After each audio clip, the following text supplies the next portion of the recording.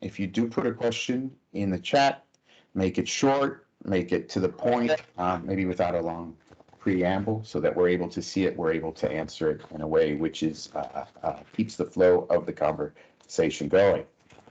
So that I am going to pass over to Allison Abbott, who is the Director of Communications for the World LPG Association. She is also a big fan of South Africa. I know that. I traveled to South Africa with her quite a few times. She's going to be talking about the importance of diversity in the LPG industry. And she's joined with the two representatives from South Africa of the World LPG Association's Youth Council, which was just launched last year and which has had a tremendous success. Allison, I'll let you tell everybody about all these things, and the floor is yours.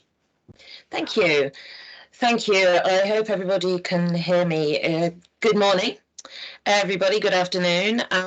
Happy Mozambique National Women's Day. I just wanted to make sure that we get a shout out to that. I'm going to share my screen. Bear with me just 1 second, please, while I load this up. Here we go. Okay, now I'm hoping that you can see this. What we're going to talk about for this next sort of 30 minutes or so is the importance of diversity in our industry.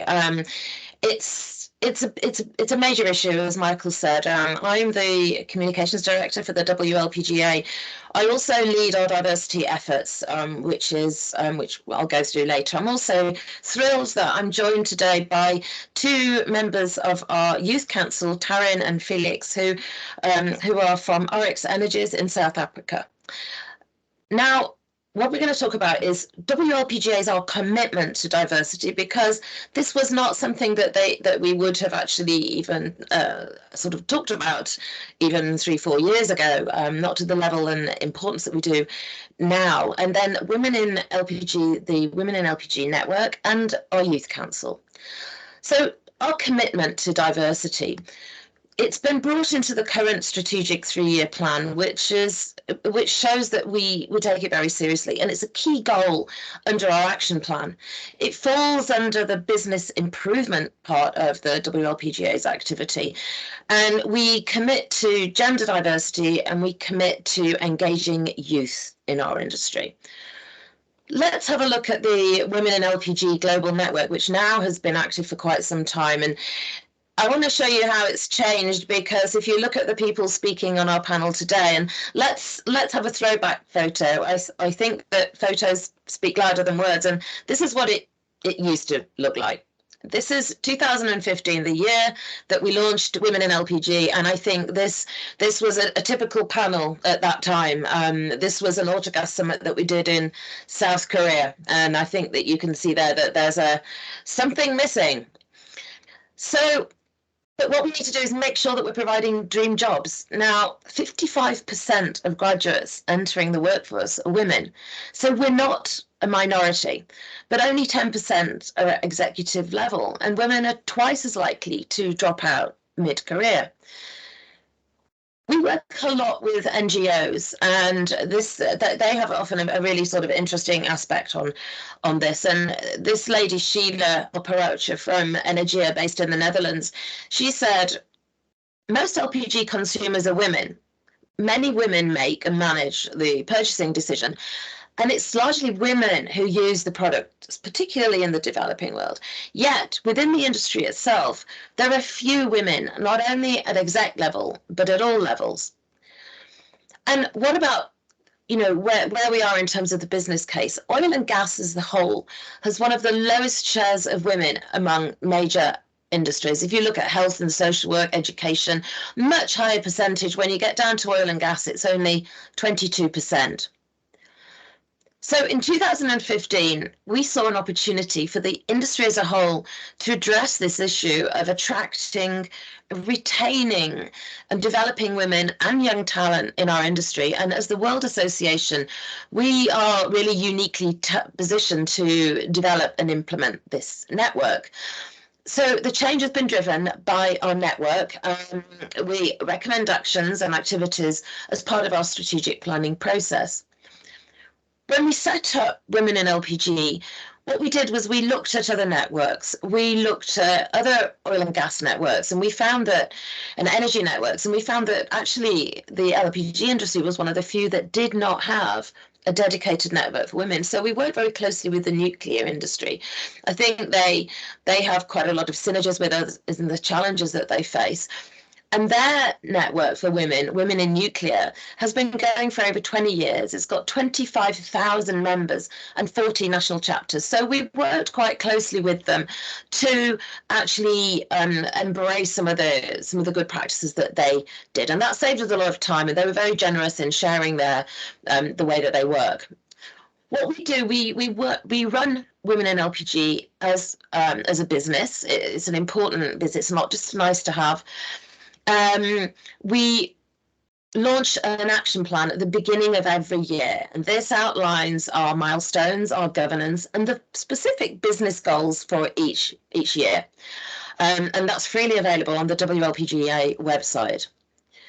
We do listen and we do evolve. We originally had 4 pillars of activity.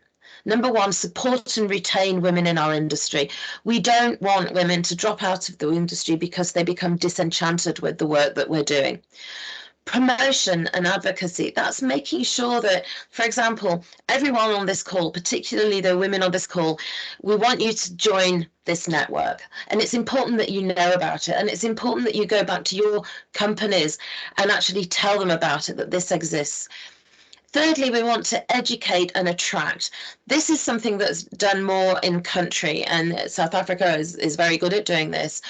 And what it means is talking to people at school level, at university level, making them aware that this industry is a good industry, it's a healthy industry, and there are some great opportunities here. Also, we launched a 4th pole of pillars this year. That was to encourage and develop, and we did this because with the launch of our latest chapter in Kenya, we realized that there is a need here to go beyond just people already in the industry and attract women who actually use LPG in the field, encourage them to work with, to cook with LPG, and then also encourage them to be part of the industry as they develop. So we're an evolving network. But how can we achieve gender balance? We need to make sure, I'm not going to read this slide out, but at entry level, mid-career and executive level, that we encourage people at different processes, at different stages of their career. Need to make sure when women enter that they are welcomed and that it's perceived as an attractive industry. Mid-career, do not let people drop out, encourage them and nurture them. And at executive level, measure the progress and make sure that there are opportunities there. To give you an idea of what we do, what we did in 2021, despite the fact that we weren't able to travel, we nevertheless launched a new chapter in Kenya, and I think that Wanjiku is on the call here. We held 2 webinars last year, and we are holding a 3rd webinar this year on the 5th of May. So I encourage anyone who's interested in learning a little bit more to join that webinar. Make sure that we have your contact details and you'll get all the details from that. We had the class of the year. Now, the class of the year is everybody who actually applies for the Women in LPG Woman of the Year and Young Woman of the Year. Every single woman who applies for that on our role models, on our website, we have a page that highlights these incredible women.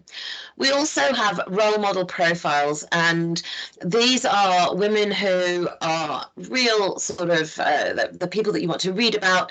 We have over 30 of these role model profiles on our website. Really encourage you, excuse me, to go and read them because they are just real tales of success. So we launched 6 new role models, and we're launching new role models all the time as women come on board. Ambassadors are really important. Ambassadors are people within our industry at very high level or organizations who commit to supporting this really important network. We also, I'll talk about national chapters shortly. We produced a guide to national chapters. So as we welcome new national chapters, we make sure that they're welcomed into this, and they're also all work in alignment with existing national chapters. And finally, we were so thrilled we were able to actually meet face to face and hold a knowledge exchange workshop in Dubai. These workshops, when we get together, we have roundtable discussions, we give training, They last typically an hour or up to 2 hours. And I've held them, as Michael said, in South Africa, and hope that we can soon come back and do another one. Let me just talk about national chapters. National chapters enable work to be done in country that we can't do from our head office here in Paris. The Women in LPG network is run by myself and by my colleague Nikki, who does all sort of she's like the swan's leg. She does all the sort of running around, chasing up, manages the national chapters. Managers are over 2,000 members. We have national chapters in the US, in Colombia, in Nigeria, in Kenya, in Myanmar, India, and Michael and I were in Brazil 2 weeks ago, and we were really happy to launch our first new chapter of 2022 for Brazil. And last but certainly not least, we have a thriving national chapter in South Africa, which is managed by Hadi. It's really active, and I think we're thrilled that we get the support. I'd also like to call out for Hadi, who is the first female lead of the LPG Association in South Africa, and we're really proud that you're part of this and so engaged with us. But how can you get involved? So everybody here from South Africa, engage with your company, use this existing workshop network. If you see that there are knowledge exchange sessions taking place, engage with them. We'll be holding a big knowledge exchange during the World LPG Forum in India later this year. Propose role models. If there are women in your organization who you think have a voice, then send me their details and we'll be delighted to connect with them. And also, every woman is a star in her own right. So nominate these women for the awards.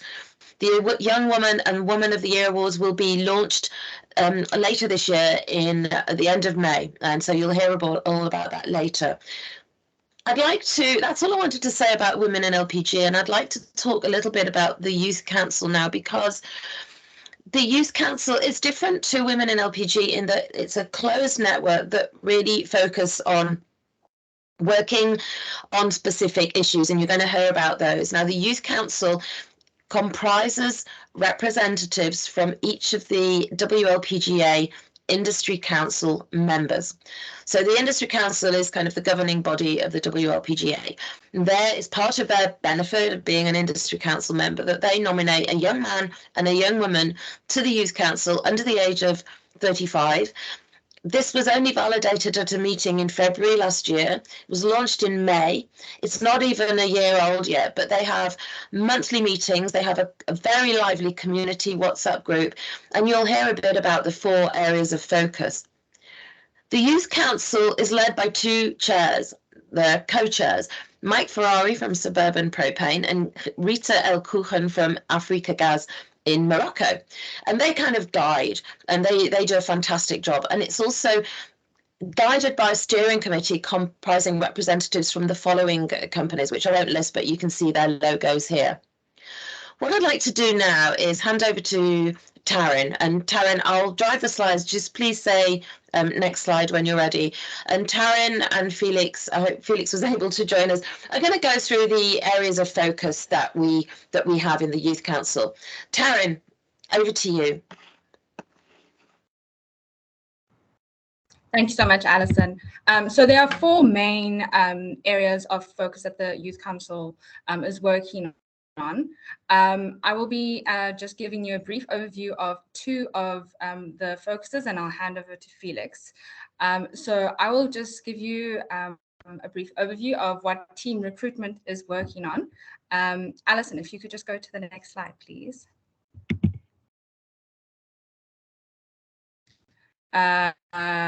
So team awareness is focusing on the assessing and promoting of LPG in reducing CO2 emissions and the economic advantage of LPG within the auto gas industry.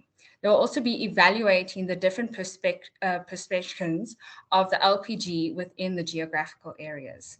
They will also be addressing the awareness of LPG as another oil product. So that is what team awareness will be focusing on. Alison, you can just go on to the next one.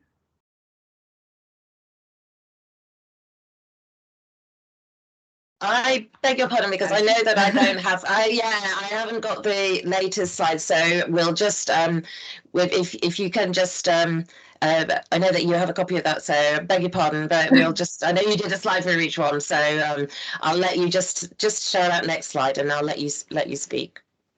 Sorry. Yeah. Okay. So the next team is team recruitment. So team recruitment is concentrating on reigniting the LPG workforce. This project will be focusing on attracting new talents from the Gen Y and Z. They will also be creating a work demand within the industry and build an age diversity to pass the knowledge between the generations. This will be achieved through targeting 3 audience groups. These audience groups are the prospective employees, number 2 being LPG companies, and number 3 being schools.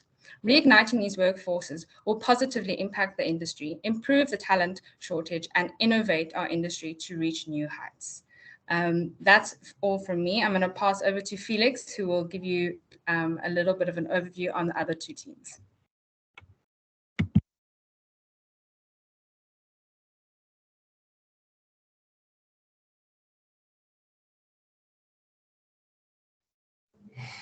Thank you, Taryn. I hope everyone can hear me now. Sorry, I had technical issues earlier.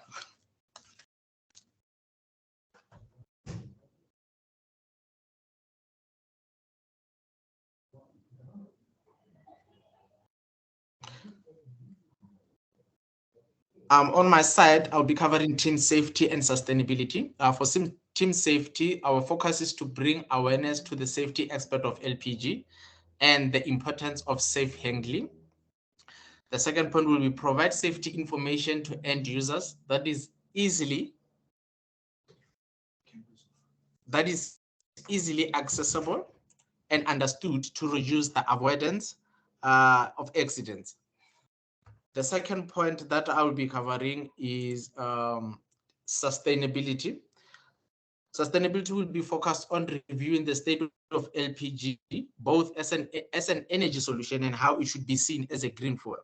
The general topic on this sustainability is going to be in 2 aspects, which is why now and why tomorrow. Why now will focus on studying developing market and how LPG fares against other energetic such as fuel, showing the advantage over emission cost and availability, as well as its capacity to be used on a wider area of processes. While tomorrow will focus on the production and supply of LPG in the future, the trend of production, and how it could be implemented in an economic landscape that is searching for a net zero emission. That will be all from us. Thank you so much, Alison. Back to you. Thank you. Thanks, Felix and Taryn, and a round of applause for you, because I think the work that you're doing is absolutely fantastic, and I really value both of you, your contribution. It's really important. The more that you put into this, the more that the more that you will get out. So I think that you're all doing a sterling job. I'm going to stop sharing my screen now. I think that's as from the diversity session this morning. Unless anybody has any questions, I'm going to hand over to our friend David Appleton from Argus. David, the floor is yours. Thanks, Alison, and thanks also to the organising team for the opportunity today to present something on prices and fundamentals and so on. So I'm going to share my screen as I have a few slides to show you about the trends in LPG. It's obviously been a very, very unusual time, and so I thought it'd be useful to go through the impacts of the global market, not just on South Africa, but on other regions of the world, and also have a bit of a look forward about what we're expecting in the coming year or so. Alison, can you just tell me if you can see my screen? I can see your screen, yeah. Great, fantastic. Clear, loud and clear. Okay, so let's get through these. So just to note that everything you see today is from Argus's data. I think you guys generally know who we are. We actually provide the freight calculation for the MRGP now for South Africa, which is added to the Saudi Aramco contract price. But alongside that, we produce a number of publications. Our flagship there is International LPG, which is our daily price report. And alongside that, we have various other intelligence reports, which are both looking and offering insights into the market, going what's been happening, but also forecasts and forward curves and analytics and so forth. So everything you see today is basically coming from the stuff we produce. So please do get in touch if that's of interest. Okay, so let's get to what's been going on. You'll see here that we have the global propane prices that we've seen over the past year or so. And you'll notice that we've got that just towards the right of those charts, a big spike. So I put on here the Argus Far East Index, which is the benchmark for East Asia, the Mont Belvieu price, and also CIF ARA Large, which is the benchmark for Northwest Europe.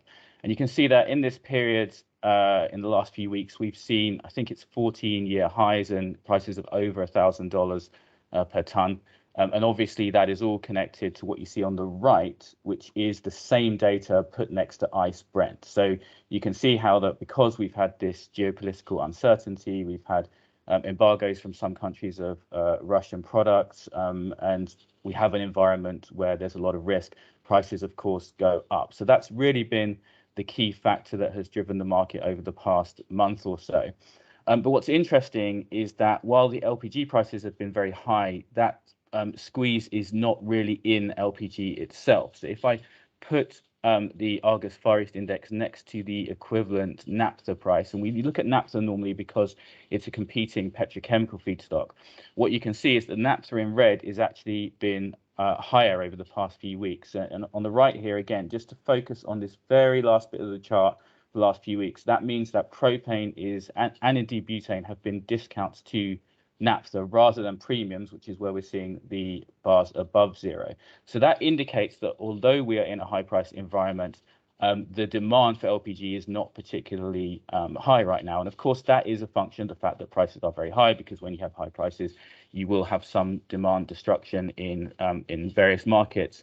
The first one I would highlight there is in the petrochemicals. We're not going to really focus on petrochemicals today, but they are important as part of the mix. And what you can see here is that if you are operating a steam cracker or a propane dehydrogenation plant in Asia, then your margins have gone negative over the past couple of months. That's because while prices have gone up, the price for the products they produce has not moved in the same direction, meaning that if you're operating them, you try and reduce your rates and use less product because you're basically losing money on each ton that you produce.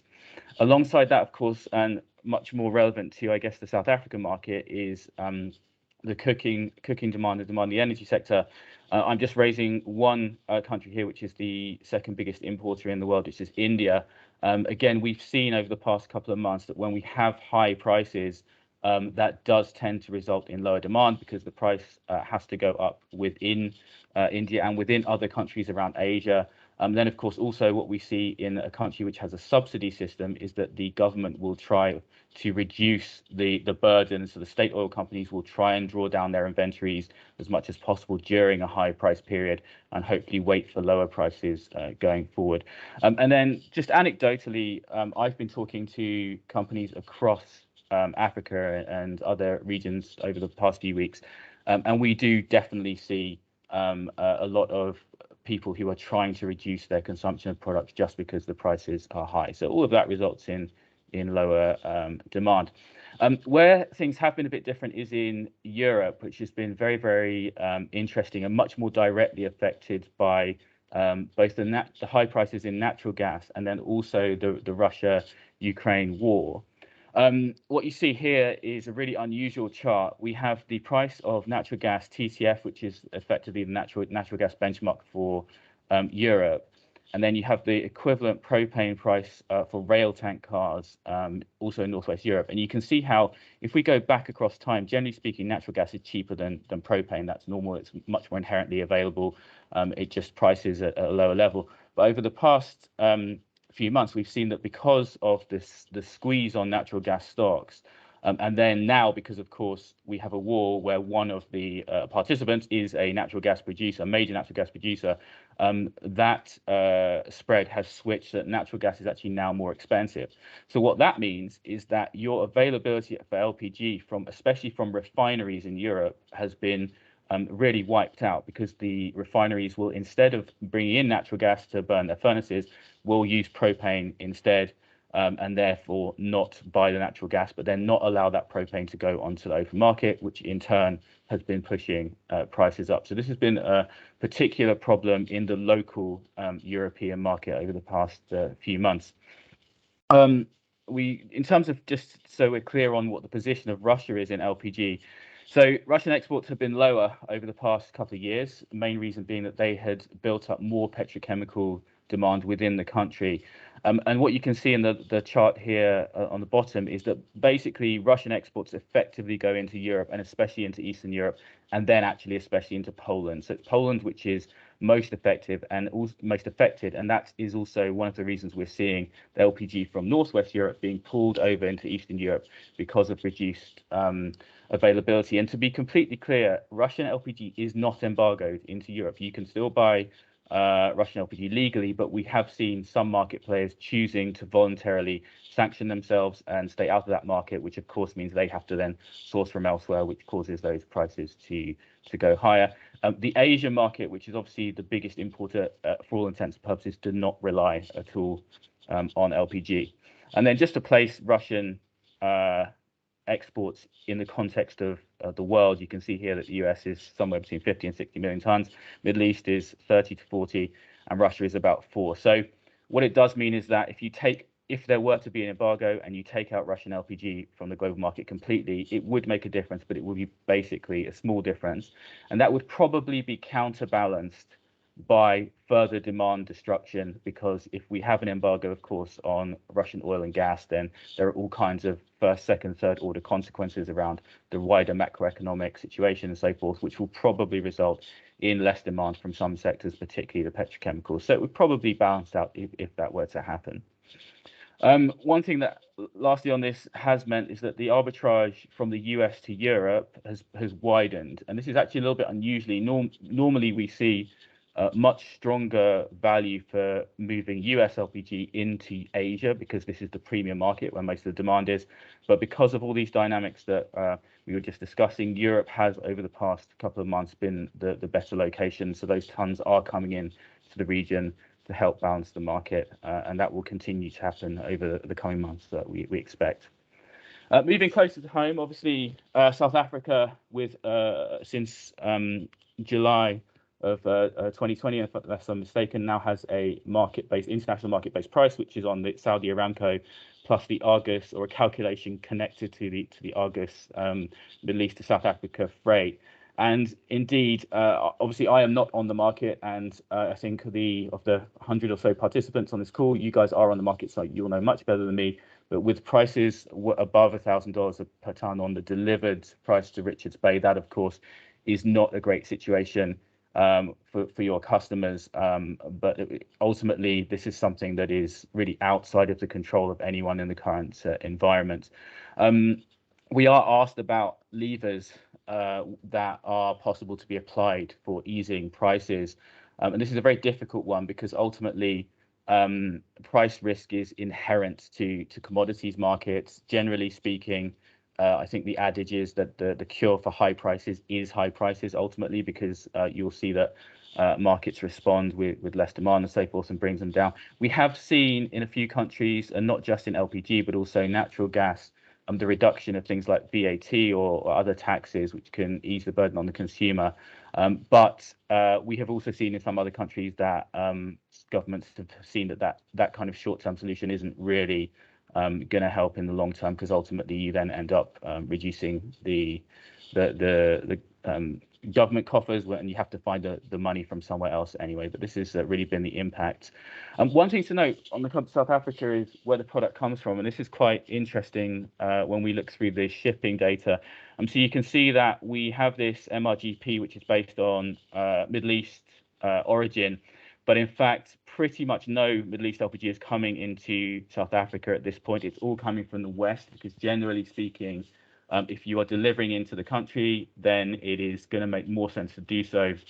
And you're going to have a little bit more wiggle room on the pricing side if you're bringing it in from the West. We've seen Nigeria, Chile, and the US as the key suppliers. Chile, by the way, is because of the storage at on the very tip of the south of the country there, which is kind of used as a sort of staging post for supplying South Africa and some other places, and breaking bulk with deliveries to other places in South America.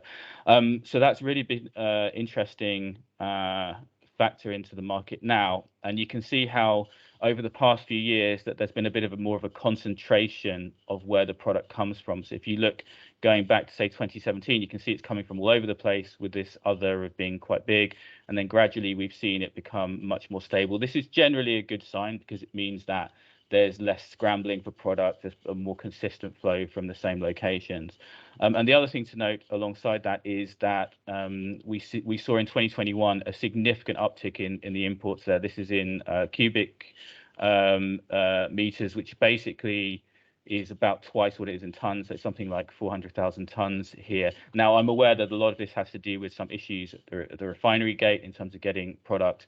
But I would argue that if the idea is to create a linkage between the import market and the global market for your imports to make sure they work, then when you see higher imports coming into the country, that indicates that that's functioning quite well, basically. And then moving forward, just a few comments on what we're expecting in the coming months, because obviously it's a very difficult time. Basically, we still see high prices. This is our crude forecast from last month, and you can see that while the line is going down, it's still at a very elevated level. And that's largely because most of these points that are written here that I'm not going to go through each one by one. But basically, this is largely because the geopolitical risk premium on crude, which over time should begin to even itself out. And we've seen some actions taken by some governments. The US has put some strategic reserves on the market. I think OPEC Plus will at some point be putting additional supply. So hopefully that should help ease the issues there going forward. But it certainly is a highly elevated price environment, and we don't really see an end to that in the coming year or so. In LPG specifically, stocks are very low at the moment in the US, although the market seems to be relatively comfortable because we are now in low season. So really the question will be as to whether this red line here, which is the US stock, starts going up by June, July, August. If it gets towards the center of this gray area, then the market will generally not react with higher prices in LPG. But we really have to see how that evolves. We're definitely coming from a low base for 2022. Alongside that, we've got an absolute ton of new propane dehydrogenation in China. If we add it all up, you've got in 2022 another 9.3 million tons. So as a point of reference, that's about 20 South Africas of additional demand of LPG, which in theory will be coming to the market. I think what will happen here is that some of these projects will slip a little bit, and then the operation rates will also be lower for some of them as well, because the economics aren't so great at the moment. So overall, definitely bullish signals from the market, although I think it's reasonable to argue that we may see an easing of the prices from the really high levels they are at now, but remaining elevated for the rest of the year. A couple of things looking a bit further forward, just to note, I mentioned refinery availability in South Africa. This is not an isolated problem in the sense that across the world, we are seeing firm CDU closures, and then Argus makes a judgment on other closures as well. So that means you've got local production of LPG beginning to basically go down globally, and you can see it's particularly stark in Europe, where we've really seen peak refining at this point for sure. So that does mean there needs to be more pull on the gas processing side and the ocean going vessels and so forth, because local availability is going to be lower globally. And that's going to be seen in the context of higher demand, again, from the petrochemical sector, but also from cooking markets across Asia and Africa. The impact of these high prices in the short term will certainly bring down growth in some markets, and that's really unavoidable. But if we look a bit further forward and we assume that some return to normality will come and prices go closer to the $60 to $70 per barrel on ICE Brent, then we'll definitely continue to see demand rise on both the energy and non-energy side, because LPG, unlike say gasoline, is certainly not at its peak. There's a lot of customers and a lot of people out there who really need the product, and there are still on the non-energy side, there's still room for growth there too. The good news on production side is that, again, we still see growth, particularly in North America and also in the Middle East. We could bring Iran back into the market, which could happen in the next year. That will also help with the balance there, because they're quite a big producer. So we certainly should see that additional growth being covered by additional production. Just one final note on the petrochemicals here, and this is quite important to how the market will function, is that if we see the demand for propylene, polypropylene, and so forth go down, or those margins go down more specifically, what then happens is the operation rates goes down, and because that sector is so big, you can see the difference between 80% utilization, 90% utilization is now some millions of tons, whereas 3 or 4 years ago it might be a few 100,000. We're now talking millions. So that becomes a particularly interesting swing factor as we go forward, which means when they are squeezed, there should be more product on the market, and you should see lower prices, and vice versa. So that's something that we obviously watch closely when we're trying to forecast our prices and analyze the markets more generally. So that's all from me. I hope that's useful. And then I'll hand back. I'm not sure if I'm handing to Alison or Michael, but thank you very much, everybody. Have a great day. But David, let's thank you for that, obviously, and it's always good to hear from David and Argus, provide us that kind of context from the markets. But while we have you here, David, let's see if we have any questions that are coming in. Again, if you have questions, you can raise your hand by clicking on the little yellow hand that allows you to ask questions, or you can put a question into the chat box. Remember that if you're going to put questions in the chat box, make sure that they're short and sharp, so that they're easy to convey. Do we have any questions? David Tyler has a question. With pressure on the use of plastics worldwide, you see lower demand for PDH consumption. And well, that obviously, that's the question, but I wonder how that would impact the PDH plants in China and that are just coming online, as you said, in a massive way. David? I think we've lost David. Nirvan, is David? Yeah, it looks like he's frozen on my end as well. Okay. Well, we'll give him just a second to see if he comes back online. David Appleton, are you with us?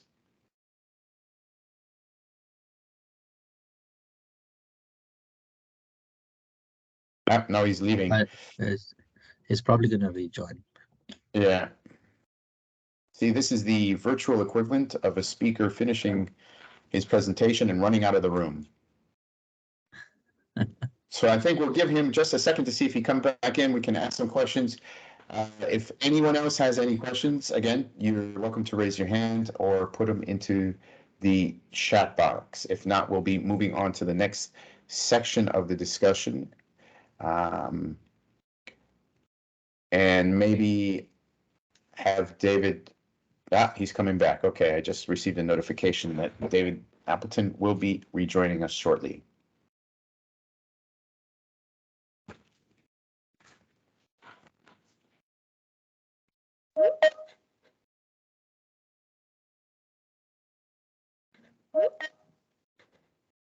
There he is.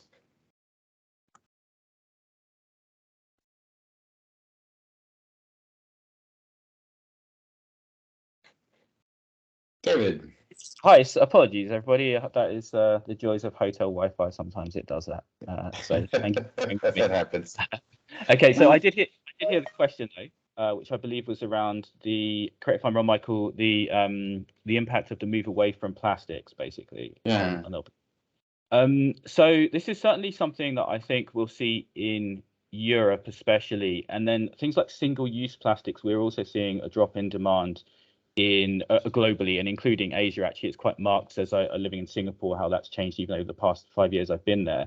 But the thing is that while that's part of the market, we do see that there are other products which still continue to grow because the petrochemical sector is so wide and varied and makes so many different things. So in principle, I think we'll still see that demand go up going forward, particularly in Asia.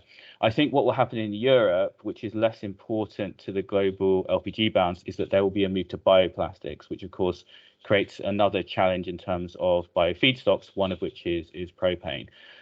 So I think the answer is like a little bit of demand will go down, but ultimately there should be growth going forward. Whether there will be enough growth to sustain all of those plants is another question, because it could be that basically everyone's built too much at the same time, which is quite common. We saw it in the LPG shipping industry a few years ago, and the rates went down and so forth. So yeah, certainly there's some risk there.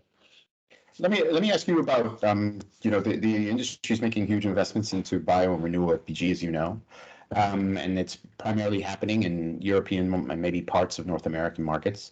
Do you see the long-term, that there's a long-term impact on overall global supply for conventional LPG, and how will that affect markets like those in Africa? So I don't think so. I mean, ultimately the move to bio products, the main impact will be on the refinery side, which I showed the slide of. So that's really the supply destruction that we're going to see because of the move to renewables and electricity and so forth, and bioproducts. But looking at the broader LPG picture, because so much of it is connected to natural gas and then the wider crude oil complex rather than the local refinery complex, there's still, I think, a decent amount of growth going forward there. We certainly don't forecast anything in terms of a turn in the supply until the 2030s. So I think for emerging and growing markets like Africa, the key is to be able to get the investment to build infrastructure to get the product into those countries, because it will be available globally. It just may not be available so much from local sources going forward. Okay. All right. Thank you. And maybe one final question from my side is, we've seen sustained growth in Asia over the last 15 years, 10, 15 years, maybe. That's been the real growth center of our industry. Does Argus see in the future this tapering off and growth shifting more towards the African continent? Or is that too far ahead?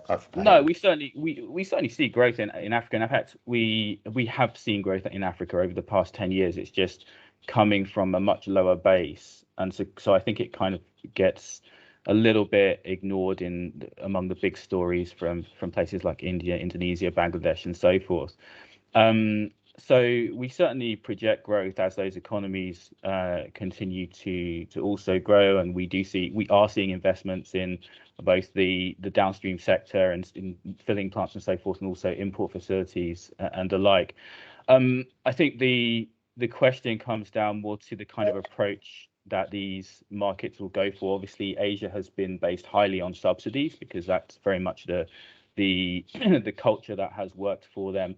That doesn't mean it's applicable everywhere else, and whether it's necessarily the right way to do things. So it may be that there's more of a market-based approach used in Africa, just with sensible policies around the prevention of things like price gouging and so forth, and obviously things that you guys were discussing yesterday around technical regulations as well, very important too. But yeah, it's certainly growth, but we'll have to see how it evolves. Okay, so that was a very cautious answer from David Appleton, saying we expect to see lots of growth in the African market, and we'll leave it there, David. Brilliant. Thanks, Michael. Thank you for joining us. Always great to see you. Enjoy the wonderful weather in the United Kingdom. Thank you. See you later. All right. Okay, thank you, David. Next up is myself. I'm going to be speaking about the role of LPG in achieving the United Nations Sustainable Development Goals. I'm going to share my screen. And Nirvan, if you just give me the nod when it's up and shared, and I will move forward. Yeah, all good. It's visible. All good. Okay. All right. As mentioned, I'm going to be talking about the role that LPG has in achieving the United Nations Sustainable Development Goals, which are a series of 19 goals, I think, that were laid out by the United Nations to be achieved by 2030. They follow up on the Millennium Development Goals, which ran between 2000 and 2015. And within them, and you see that in the center of this infographic, is SDG 7, which is providing access to affordable and clean energy. And we think that's kind of the sweet spot of where our industry can have an impact on achieving these goals. But before I get in, as with all my presentations, I like to kind of set the scene by showing a few photos and demonstrating what it is that the LPG industry is working against or working towards. And this is certainly in terms of SDG 7, it is alleviating energy poverty, which still is a reality for billions of people, concentrated mainly in sub-Saharan Africa and parts of Asia and in parts of Latin America. And this obviously leads to these kind of situations where homes are extremely smoky, the huge negative health impacts. The WHO estimates that 4.3 million people die every year prematurely from exposure to cooking smoke, primarily. And this is mostly impacts women and girls in developing countries. But it's also true that our urban areas aren't much better. And this photo was taken in Delhi in February. In the wintertime there, because it gets cold, there's a huge amount of charcoal that's used to cook, and that also coincides with farmers around Delhi in the rural parts of India that start burning their crops, and it creates these horrific scenes where the quality of air in the cities is awful. And LPG also has a role to play in mitigating this, not necessarily through domestic applications, but in substituting dirty and dangerous fuels for industrial applications and for transportation. And over the last few years as well, our industry, as everyone knows, has been buffeted, like every industry, like everyone, by the impact of the COVID-19 pandemic. And it's still with us, although it seems as if we're coming out of it. I think one of the things to remember about this crisis is that when it really hit and markets, communities around the world were going into shelter-in-place orders, our industry was almost universally recognized as essential. And was given permission, special dispensations by governments to continue operations. And this happened everywhere, in almost every country in the world. And our industry adapted, changed its operations, took advantage of the agility of our supply chain to continue providing energy to our customers, even under the most stringent shelter-at-home orders. So I think that we demonstrated to policymakers and to the world that when the rubber meets the road, in the midst of a crisis, our industry will continue to deliver clean energy for our customers in a way that is safe. And I think that's something that as an industry we should be focusing on. David touched on this, and this has been discussed, the war which has erupted in Ukraine, and what the potential impact will be on our industry. As David mentioned, it may not be huge on our industry. Russia doesn't provide a huge amount of LPG outside of the countries that are around its border, in particular Poland. But we don't understand yet what the long-term repercussions will be at a geopolitical level and at a global financial structure level. So this could be a long-term problem. It could fester, and it could certainly have long-term effects on not only our industry, but on our communities and our homes around the world. So in all this, where does our product fit in? Where does LPG fit in? And the answer is actually quite simple, and it's everywhere. One of the characteristics of our industry is that it exists absolutely everywhere, whether in a very sophisticated market or in a very primitive nascent market. But LPG is used in every country in the world. Commercial propane was first patented in 1912 in this U.S. state of Pennsylvania. So we have over 100 years as an industry and operations. We have a lot of knowledge. It's a mature industry. It's a mature technology. There's no challenges with intellectual property. And so it is an industry that's accessible to everyone, and it has the flexibility of being able to go everywhere. At WPGA, part of what we try and do is represent the industry with international, intergovernmental, multilateral, however you want to state it, the organizations. So everything from the various departments of the United Nations to the big lending institutions such as the World Bank and the regional banks like the African Development Bank and the Asian Development Bank, and then big organizations that create policy for the energy industry such as the International Energy Agency. And this is part of our role as the global body for the World LPG Association. And we'll continue doing that and continue representing the industry and advocating for the industry in these different discussions, whether it's climate change or whether it's related to the sustainable development goals. And I put this slide up here because COP26, although the outcomes of it weren't nearly as important as, say, COP21 in Paris in 2015, when there was a significant agreement achieved. And then the outcomes of COP26 have also been overshadowed by the sort of tapering off of the COVID-19 pandemic and in the war erupting in Paris, or I mean in Europe. But it was, from a media and global attention point of view, extremely important, signaling that this issue of climate change is going to be one that the world is going to be paying more attention to. And as an industry, we have to be prepared to argue our case in the context of the United Nations Framework Convention for Climate Change. And so we'll be participating in COP27 later this year, also representing the interests of the industry. In terms of the SDGs, as I mentioned, they were adopted by all 193 UN member states in 2015. And the objectives are to end poverty, protect the planet, and ensure that all people have peace and prosperity by 2030, because in 2022, that's not happening. But it is a laudable goal, and it is the kind of thing that only the United Nations as a body can really try to do. Here are the 17 different SDGs. Each one focuses on a different area.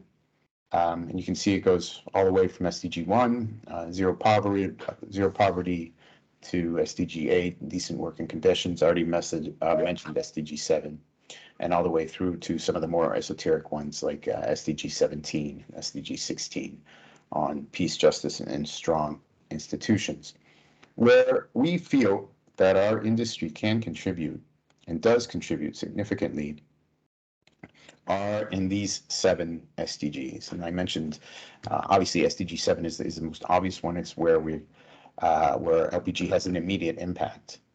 But we also feel that on issues like gender equality, and you heard Allison earlier talking about Win LPG, on sustainable cities and communities in terms of improving the quality of air, on good health and well-being, reducing exposure to household and ambient air pollution, and improving health of people in those situations, climate action, decent work, and economic growth. These are areas where we feel our industry has an immediate impact, and this is where we've been focusing WPGA our actions. More peripherally, for the LPG industry, these 8 SDGs, where we also feel that LPG does have some impacts. And we've looked at a number of case studies that are available on our website. We call them impact stories, so they're quite small case studies that focus on not only on the first 7, but on the second 8 SDGs, where we feel that the LPG industry does have the potential to make a positive impact and help the world achieve these goals. We drafted a study which is available on our website. I encourage you to look at it, pointing out how the LPG industry impacts or can help the world achieve those first 7 goals I was talking about. And we also have on our website a number of different tools that are available to our members. One of the things we want to try and do is get our members talking about the Sustainable Development Goals and how LPG can help achieve them. Use the infographics that are available that were created by the United Nations themselves, and just weave this into your communications on a regular basis, because it is part of the global discussion, and we want to ensure that LPG is well positioned within that discussion. So just to highlight exactly how LPG can achieve these roles, and this was a statement taken from Rachel Kite, who at the time was running Sustainable Energy for All, so one of our big stakeholders within the United Nations. She's now a professor at Tufts University in New Jersey. And she stated that 3 billion people needed clean cooking solutions for their economic success, and that this is a hugely exciting investment opportunity. And I think that's something to focus on, that there is this investment opportunity, and this is something that we try and communicate to our members. There's the potential to make investments in markets that have opportunity, that will see growth in the future, and to do well by doing good, to use a phrase that's been perhaps overused in the past. But as she points out at the bottom there, by making these investments in LPG, we can help advance progress on the SDGs that focus on health, poverty, gender issues, women, improving the lives of children, the environment, deforestation, obviously, and energy and climate. Extremely laudable goals. I know this was covered yesterday, but I just wanted to give a few minutes on why LPG, why we think LPG is such a good solution. Obviously, it's portable, it's storable, it's clean. I'm from Atlanta, Georgia, in the United States, which is the home of Coca-Cola. And I always like to say that you can find LPG anywhere you can find Coca-Cola. And we all know that Coca-Cola goes absolutely everywhere. So this portability makes LPG such an attractive solution, particularly for areas that don't have necessarily good infrastructure for grid energy. And the issues that grow demand, and this is why in the introduction I wanted to thank government representatives who are joining us today, because government is one of the key players in ensuring that we have sustainable growth for the LPG industry. And you see it, number one, clear government policy. The industry has to work with the government, make sure the government understands the industry, and make sure the industry understands what the government's trying to achieve. That's one of the reasons it's very important to support your national associations and to make sure that they are credible organizations, because that is the ideal interlocutor with the government. So the second point is tangible benefits to end users, and that's, we think, a given. If you can move people away from using biomass to using LPG, you're providing something that is tangible, that's visible, that is that clearly improves the quality of lives of those people, particularly women and girls. And then the third point is where the industry has to deliver. So we have to be effective, we have to be innovative, we have to be disciplined, or we have to manage our affairs in a way that is safe and secure. And that would allow the industry to be successful. But just to highlight again the critical role of government, and this comes from a document we produced a few years ago that is the guidelines for development of sustainable LPG markets, again available on our website. The things you need to grow an LPG market, and the role of government is absolutely critical. As you see here, many of our members think it is the single most critical factor in whether you will have a sustainable growth in an LPG market. And I know that the South African government has been really supportive over the last few years in trying to grow the LPG market. So we thank them for their. There are obviously challenges that exist, the lack of consumer awareness, education, fear. You know, there's often people don't want to put a cylinder of LPG in their home, particularly if they're in a ill-disciplined market, because they fear accidents, and that's something that we as an industry have to address. A lack of appropriate laws and regulations. You know, sometimes the laws are there, but they're not enforced, and that can be a challenge. Income's too low to get over the first cost barrier, and that's particularly true for those at the bottom of the pyramid. So there's some new innovations that are trying to address this, including the pay-as-you-go technologies, and we'll hear from someone from Paygo Energy in Kenya in the next session that's trying to address this very issue. It's extremely important. And then the lack of infrastructure, David just mentioned, the infrastructure that's necessary to get product into the market, to make sure that it's stored, to make sure that there's adequate backup and storage, and then to get it to the last mile to the end users. Again, extremely important. So with that, I'll just invite you to LPG Week in India, starting through the 5th through the 9th of December. If you do have the opportunity to join us, we'd love to see you there.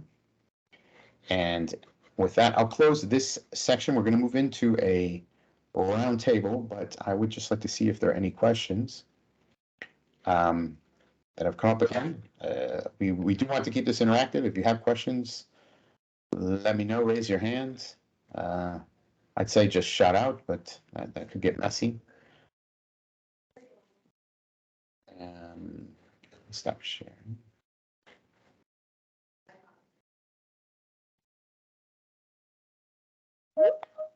Am I no longer sharing, Nirvan? Yeah, no, the sharing's gone. The sharing's gone. Okay. Any questions or comments?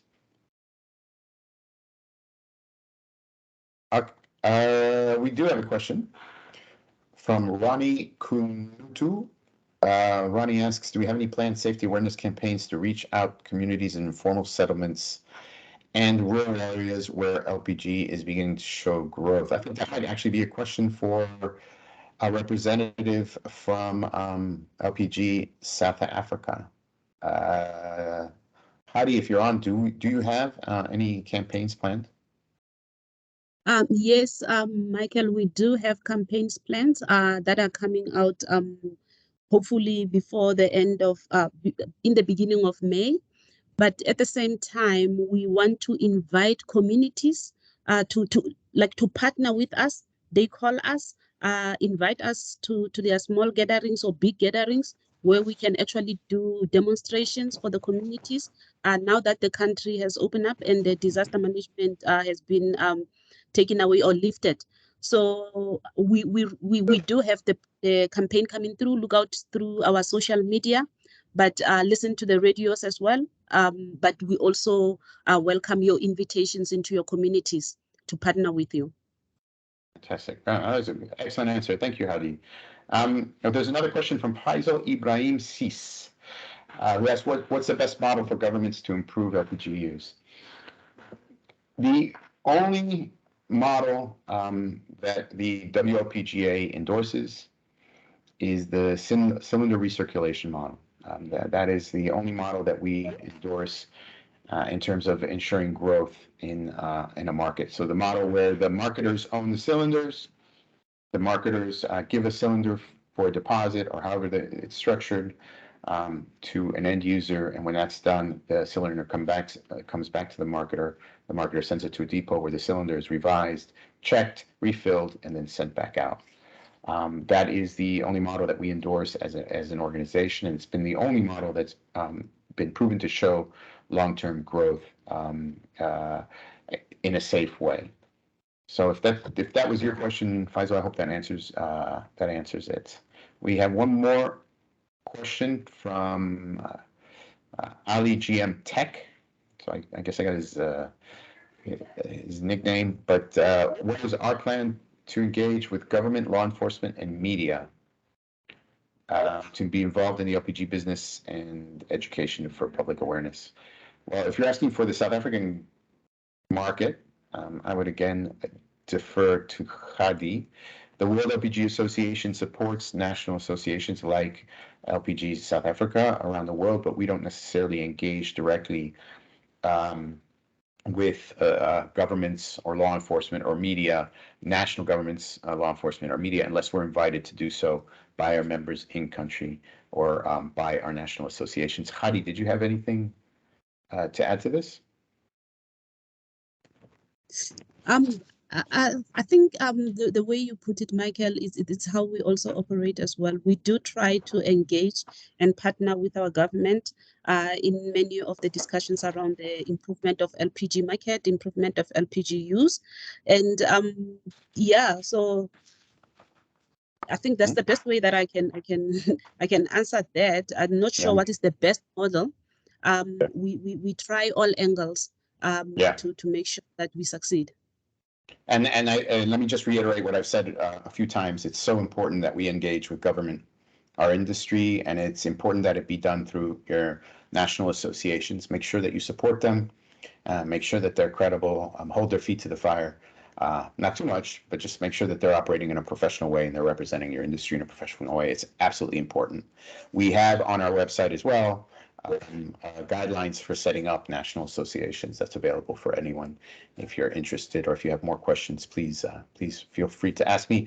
We have a couple more questions we'll take, and one from Bhagarav PVR.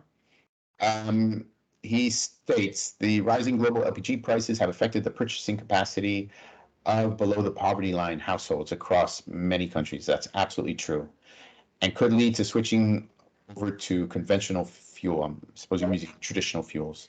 What would be the best model to encourage sustained usage of LPG in the domestic sector?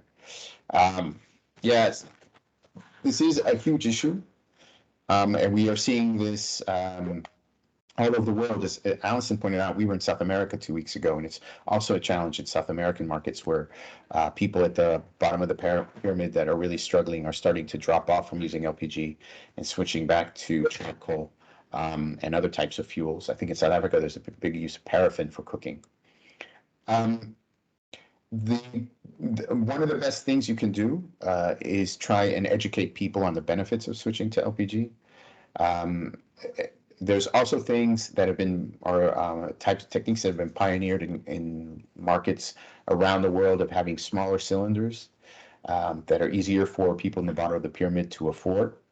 So they can, instead of getting a larger cylinder, which can be difficult for households below the poverty line to get money together to be able to get a deposit for, smaller cylinders help them get into the market and can help keep those that are at risk of dropping off back into other types of fuel usage to stay in the LPG market. And with that, we'll wrap this session up, and we're going to shift gears, and I'm going to be moderating the next session, but we're going into a roundtable discussion on the development of the LPG residential sector and the infrastructure needed. And so I'm going to ask the speakers that are part of that session, I think we just joined by one, Nick, to open their cameras and open their microphones. So Makosini Megmezulu, I'm sorry, I'm butchering your name, from DMRE, the Department of Mineral Resources in South Africa. Nick Quintong from Pago Energy, Matthew Costello from Petrogas in South Africa, and Zafar Dickman from Cavagna Group. And I think Zafar is actually joining us from Italy. And I can see you. All right. Guys, we're missing only one person. I think it's Zafar. And I know he's here because I saw him join. But he'll come to us. Well, look. Let's kick off. Let me just write a note. What I want to do, guys, to get this going, to get the conversation going, is just to ask you to give us a short statement. And then we'll follow up with a series of questions. Ideally, we'll have some questions from the audience and get a conversation going. Nick, you look keen and eager. Why don't you kick us off and give us your opening statement on this issue? Sure. Yeah, first off, thanks for having me, Michael. It's great to see a lot of familiar faces on the panel. I'm really excited to talk about this issue. It's front and center for our business. Blue Energy is a venture-backed tech company based here in Kenya. Our entire focus is around unlocking access to LPG within the residential sector. So I'm excited to join the panel to talk specifically about what we can do from an infrastructure perspective to kind of grow that side of the market. So thanks for having me. You're a little garbled there, Nick, but your connections are a little garbled. All right, why don't we ask Makosini? Maybe you can kick us off and give us your opening statement. Thank you, Michael. I will take off from where you ended with the challenges. You highlighted that there is a lack of infrastructure. For us to develop the LPG residential sector specifically, infrastructure is key. Most importantly, import infrastructure, especially given the fact that the declining refining capacity in South Africa, there is a need for investment to increase LPG imports infrastructure along coastal areas of South Africa to ensure security of LPG supply. Currently, the import facilities in Richards Bay, KZN region, and Saldanha, Western Cape region, and investment for LPG facilities is also required in the Eastern Cape region. While these have been addressed, we will still, with regard to importation infrastructure, when it's addressed, then we'll still need to improve and invest into inland infrastructure that talks to rail infrastructure, especially rail wagons, to serve as a primary transport for LPG into the inland areas, such as the Free State, Gauteng, Northwest, and Limpopo provinces, and also to have LPG bulk storage for the inland. Therefore, investment in LPG bulk storage will be required for specifically for the inland market, which is linked to rail as primary transport. And improvements into rail infrastructure will play a significant role in the reduction or even dependence on road transportation from coastal areas, thereby reducing congestion on our national roads. This will, in addition, assist in the reduction of road incidents, which sometimes we hear reported for LPG tankers. And that's once that all is addressed, then we will have to address the issue of infrastructure related to consumers. That talks to LPG filling plants close to the market in rural and semi-urban areas, and also transportation, secondary transportation for LPG tankers in those areas. So there is an opportunity for investments in local cylinder manufacturing facilities, and government encourages investment in these areas. I think I will take it back to you, Michael. Thank you. But let me just ask while I have you here, what is DMRE doing anything, or does it have any specific plans to incentivize investment into this infrastructure? Yes, I would say DMRE, that is government in general, is looking to play a direct role in the development of LPG infrastructure, including incentivizing the private sector, whoever would want to invest. This would take form, for instance, from the policy perspective, we would have to review, like it has been earlier spoken to, that MRGP in South Africa, that is a pricing framework that was used before.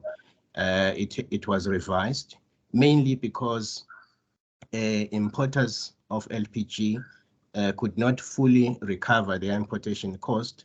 So as an incentive, then government through the department DMRE and then revised the pricing framework to reflect the actual cost of importation. So in that way, then it helps to encourage investment into infrastructure and into importation of LPG. And Interesting, very interesting. And we're going to come back to you also because I want to speak a little bit about the rail issue. I know it was discussed a little bit yesterday, but I'd also like to touch on that in a future question. Let's see, Matt Costello, the managing director of Petrogas SA. Petrogas is a new player in South Africa, is it not? Michael, Petrogas's holding company, Petrodec, is a relatively new player. Although they've been involved in the supply side from a shipping and trading perspective for the last 15 years. Petrogas was formerly a company called Camel Fuels, and through a joint venture partnership with Petrodec, we formed Petrogas to handle the importation and distribution through Richards Bay. So our prime business is as part of the supply chain. So new name, but sort of old faces, if you want. Okay.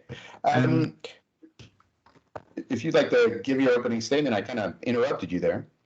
Thanks, Michael.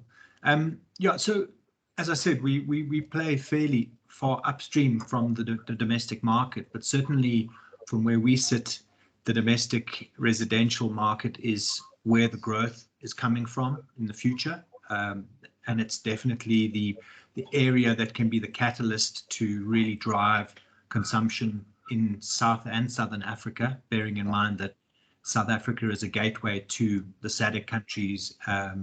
So most of their gas will come through via South Africa. So an exciting space. It's a space that through our key customers who collectively form pretty much a massive part of the bottled market. We're seeing through their investments in cylinders, we're definitely seeing that the domestic residential market is where the growth is.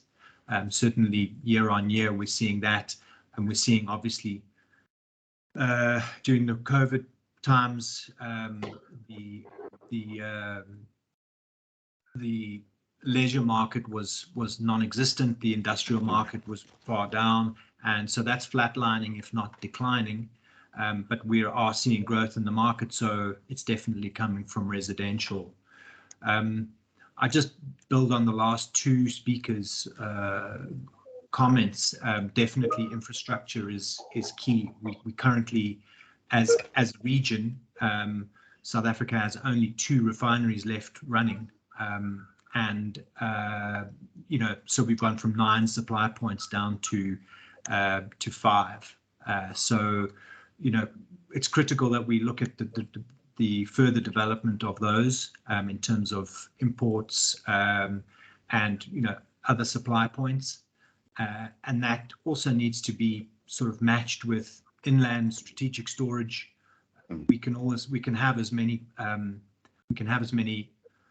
port import facilities as we want, but if there is a global shortage or there are force majeures through other supply chain disruptions, you need to have a product on hand to, and I think let's not lose the reason why we need all of this infrastructure. The point is that we have to build confidence in the reliability of the supply of a product. If we convert people to a new energy for them, a new energy source, we need to make sure that it's 100% reliable, and that's what the whole infrastructure discussion is about. So it's about making sure that it's there when you need it.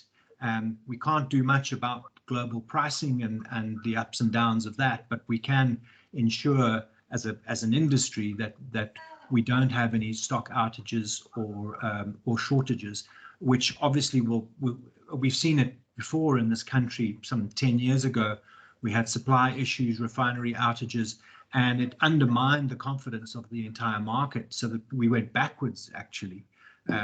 We've come a long way from there, but we're in a more precarious position because we don't have as many supply points as we used to. So hence the need for the things that Makasini was talking about, the development of rail, the development of inland storage, and all of those things to support the confidence, the factor in the whole chain. And then just one other thing from me, without sort of, I can ramble on for a while, so I'll try and avoid it. You know, I think we have reasonably good policies and frameworks in place. I don't think we don't have the implementation and policing of those frameworks and policies. I think we can do a lot more in terms of guidance from government in terms of applying those rules and regulations. You know, safety is first, and the cylinder management, cylinder ownership, cylinder recirculation is crucial. And we want, in order to get this market to grow, we need investment. We don't expect the government to do any investment. I think that's up to industry, but industry looks for guidance and strong guidelines and policies and procedures to rely on to be able to build confidence and get shareholder buy-in, to put more metal in the market, to put more infrastructure down, and all of that. So I really believe that it's an ideal opportunity for government and industry to work together really well. One of the points that I wanted to bring was the work done by SAPIA and given to the Department of Minerals and Energy. Define SAPIA for our non-South African members. Oh, sorry, it's the South African Petroleum Industry. Within that, we have a subcommittee that speaks to LPG in the region, or in the country rather. And that the question was posed by government to SAPIA and the industry: how do we double the size of the LPG market over 5 years? And more importantly, what's the impact if we do that? And there was two real big takeaways from that. There's an entire document which is available from them if anybody would like to get it.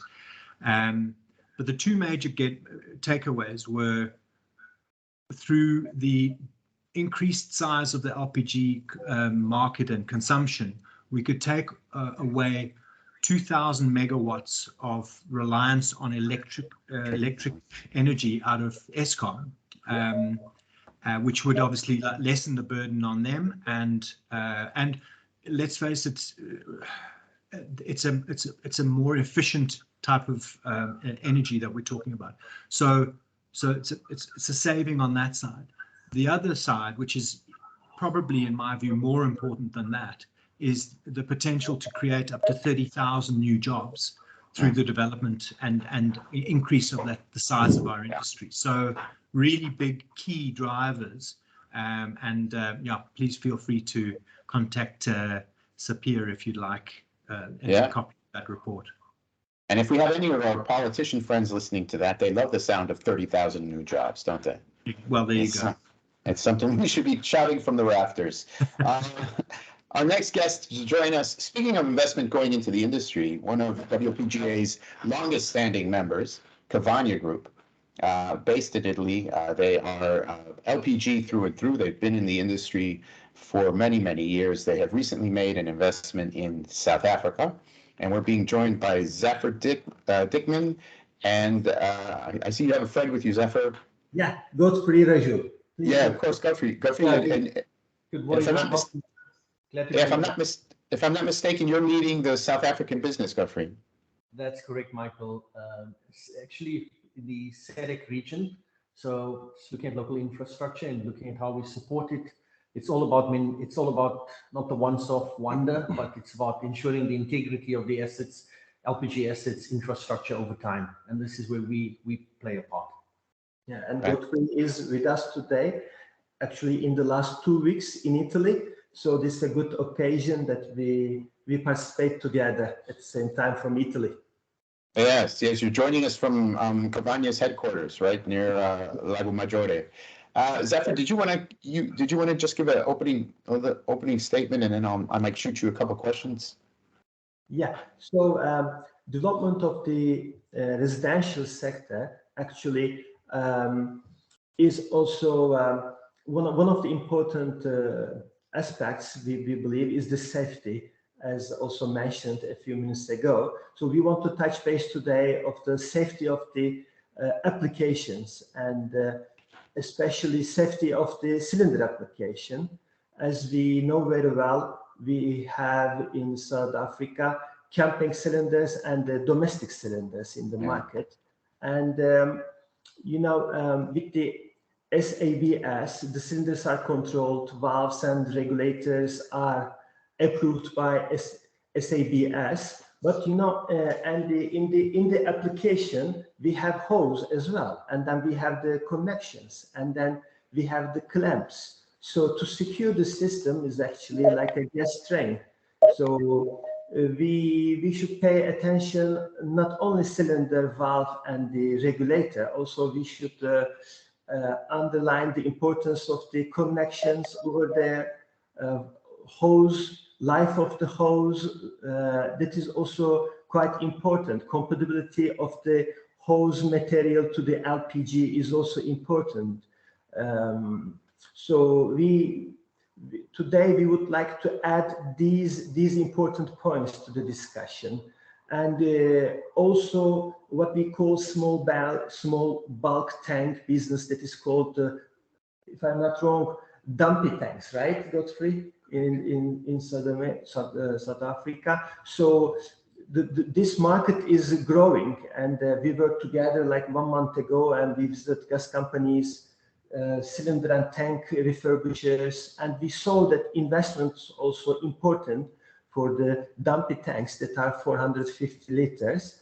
And of course, the maintenance of the tank, the equipments on the tank, also requalification of those tanks, although it is available on the cylinders. But what about the requalification of the dumpy tanks in the market? Hydrostatic testing. So it should be defined. It should be in every 5-year or 10-year. We believe it should be important to take care of this point. Also, installation guidelines for the dumpy tanks, the distances between the buildings, and the installation guideline for the dumpy tank. For example, like in the States, NFPA 58 could be a reference. However, today we wanted to underline the safety of the application as well as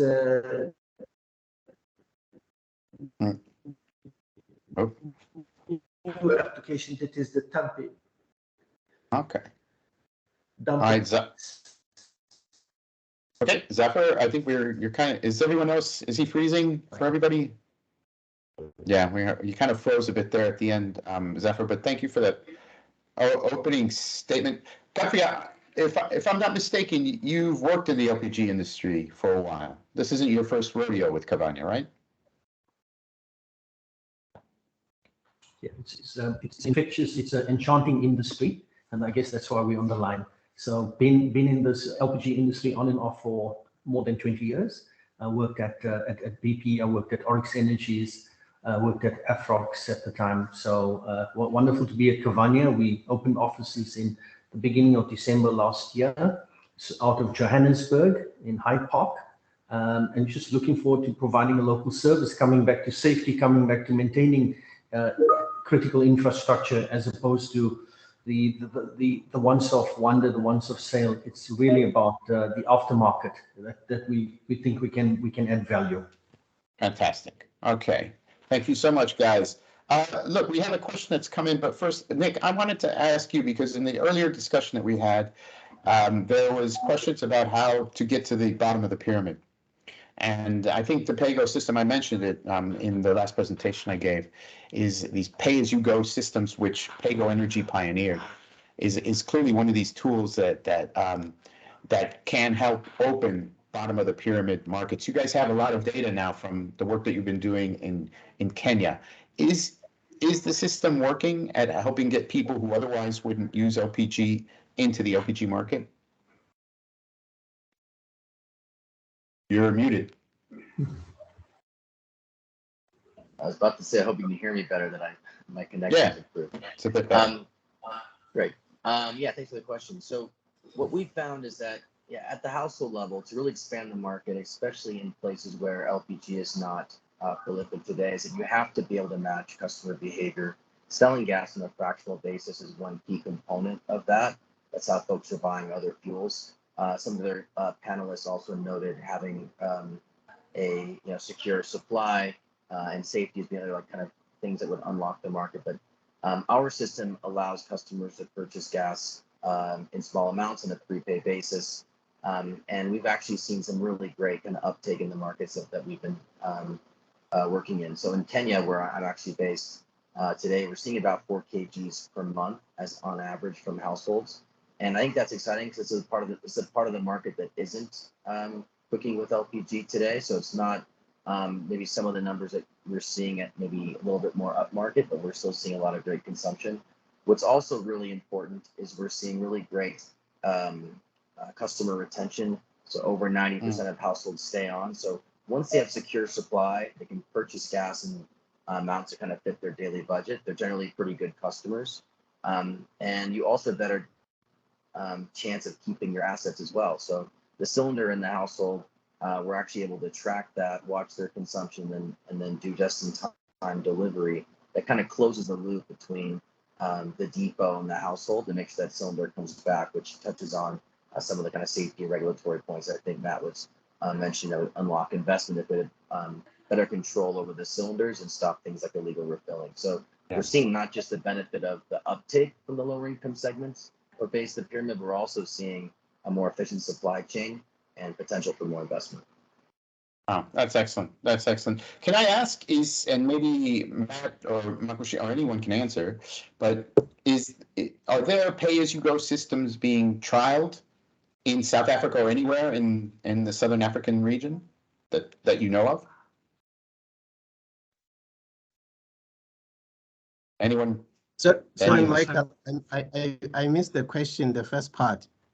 Are there pay-as-you-go systems like Paygo Energy being trialed in other parts or in Southern Africa, anywhere that you know of? I think PayGas is an example of that in South Africa. Okay, all right. So it is actually entering into the market. Yeah, there's definitely some. I think PayGas and Afrox are doing some joint work together, and at sort of shopping centres and high traffic areas, and it is prepaid, but it's also by the quantity you want rather than a full 9 kg or a full 5 kg, whatever. So it's that pay as you go type, pay as you use type of thing. So yeah, I think there is. I think it's got a way to go. In my humble opinion, I don't know that much about it, but it is there, and definitely something that needs to be developed to reach out to those the lower LSM market. Yeah, and I would think that our the association will have to be able to work on putting together some kind of regulations. I know that the Kenyan government is the first government in the world, right? Nick, I see you nodding vigorously. The first government in the world to come up with regulation for pay-as-you-go systems, correct? Yes, I think the way that PayGas is doing it is a bit different than us, but the same outcome for the customer, which is trying to allow them to purchase gas in small amounts, which I think is important. On our side, we're using a metering system, and you're right, the Kenya Bureau of Standards created the first standard for metered LPG from a cylinder for a pay-as-you-go application. Okay, excellent. All right, thanks, Nick. We have a question coming in from, I think it's Martin Ball from, I was about to say Hexagon Riasco, but that's not it anymore. It's McKean Energy. Morton, if you unmute yourself and ask your question, please. Yes, I just wanted to build a bit on what Nick just. Hi, Nick. The PayGas system is not the same, and we've been studying this a little, and actually plan to participate in supplying equipment for that, because it is a partial filling, and so you don't fill up the full cylinder, and apart from that, it's not, as far as I can see, it's sometimes priced in dense populated areas, which is places where, in my opinion, there is no not the place for filling LPG cylinders, transferring LPG. So I would recommend to look on a solution like pay gas, like Nick is presenting, rather than this one. This is my opinion and the opinion of McKean Energy. Thank you. Okay. All right, thank you. All right, let's pivot a bit, because I want to go back to the discussion we were having, Matt, and also Makashini. You discussed about rail penetration into rural areas, storage. I wanted to know, has there been any discussion at a government level or at a private sector level of creating some kind of strategic reserve of LPG? A lot of countries have them to manage supply challenges, and I know South Africa in the past has had issues with supply in the market, and as you said, it makes the market skittish about switching to LPG. Is this something that's been discussed? Maybe Makosini, you could give us the government perspective, please. Yes, what I can say in this regard is that there are some discussions, and actually there is a project which is undertaken by one of the state-owned enterprises, but basically to procure a storage facility so that it could be used, like you indicated, as for strategic stock, if one may say, but to have adequate supply of LPG in the country. But it's in the infancy stage as development happens, and then through proper government channels, and then that information will then be communicated. But there is such a specific state-owned enterprise which has been tasked with such a mandate. Thank you. Interesting. Matt, from the private sector side? So Michael, we're engaging with the Transnet to create a high felt, Gauteng is the smallest province in South Africa, but the most densely populated, and obviously it's a long way from Richards Bay, where our terminal is. So we've been working on a project to build a storage facility up in that province. We working closely with Transnet, the local rail authority, state-owned rail authority. We've had great buy-in from them, and it's progressing very well. So we're looking at something along the lines of an 8,000-ton storage facility within the Gauteng province, which will be rail fed, and then we can distribute from there into the province, and obviously further north as well. And hopefully that will take a lot of the bridging from Richards Bay off the roads, put it onto rail. It's so there definitely, that's one project. We've got some more, but we sort of have a roadmap that we'll work on, and we'll do the one first and then move on to the next in order of sort of importance. And for us, that's definitely the most important for now. Okay. All right. Good. Yeah. Interesting answer. It seems there's a lot happening in the South African market. That's the takeaway. I think from here, there's a lot happening today. There's a lot happening, I think, with people looking towards the long term. Nick, I had a question that came in for you from Itai Manier. And they ask, what is the cost of onboarding consumers to a PayGo platform? And is there any penetration from your side for South African penetration, Southern African penetration? So not just the country of South Africa. Yeah. So I think that generally the way that we work is as a B2B company, and I think that's probably the right way to look at this, that the gas marketer owns the meter as a kind of component of their kind of infrastructure investment to reach the kind of last mile consumer. So customers on average pay about 20% more per kg when they're purchasing gas on a pay-as-you-go basis. And that's how the gas company is able to recoup their costs on the investment on the meter. So it's usually felt more on a per kg basis. Some models are different where they charge a little bit more upfront. As far as the South African market, we haven't actually expanded there yet. We're still focused in East Africa and have pilots running in South and Southeast Asia. But we're definitely interested in headed there, especially hearing all the investments that are happening in this space.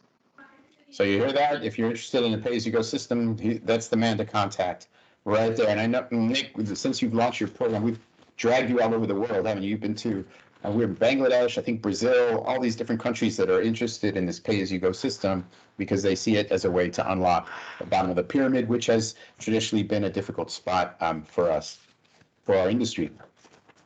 Zapper and Godfrey, I want to ask you guys to see if you get your communications working better, but there's a lot of talk of dumpy tanks. Is that it? Dumpy tanks?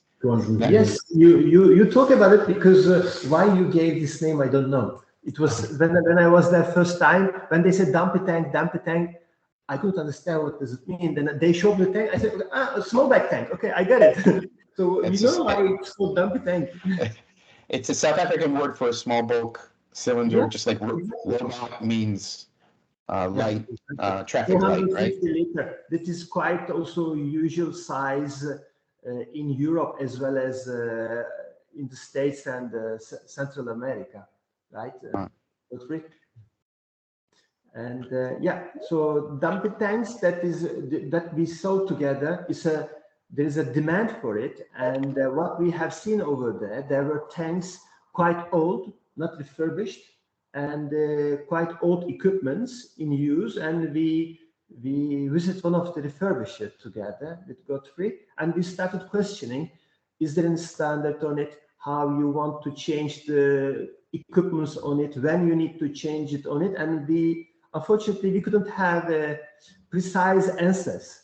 So that's why today we wanted to underline this issue, because at the end of the day, development of the sector should be followed by the development on the regulation and standards. Because at the end of the day, if there, hopefully not, but if there will be any accident on those tanks, let's say dumpy tanks, then of course it will have a negative effect on the LPG industry. People will easily afraid of those applications, and it will affect negatively to development of the industry as well. So we for sure with the SABS we should be in contact and get the good practices around the world. It can be NFP 58, it can be regulations that we have in Europe, but it should be developed parallel to the development of the sector we are thinking. Absolutely. Yeah. And can I ask what percentage of the market, and maybe any of our South African friends joining us today can tell us, what percentage of the market is dumpy tanks and what percentage of the market is smaller cylinders? Does anyone know? No. I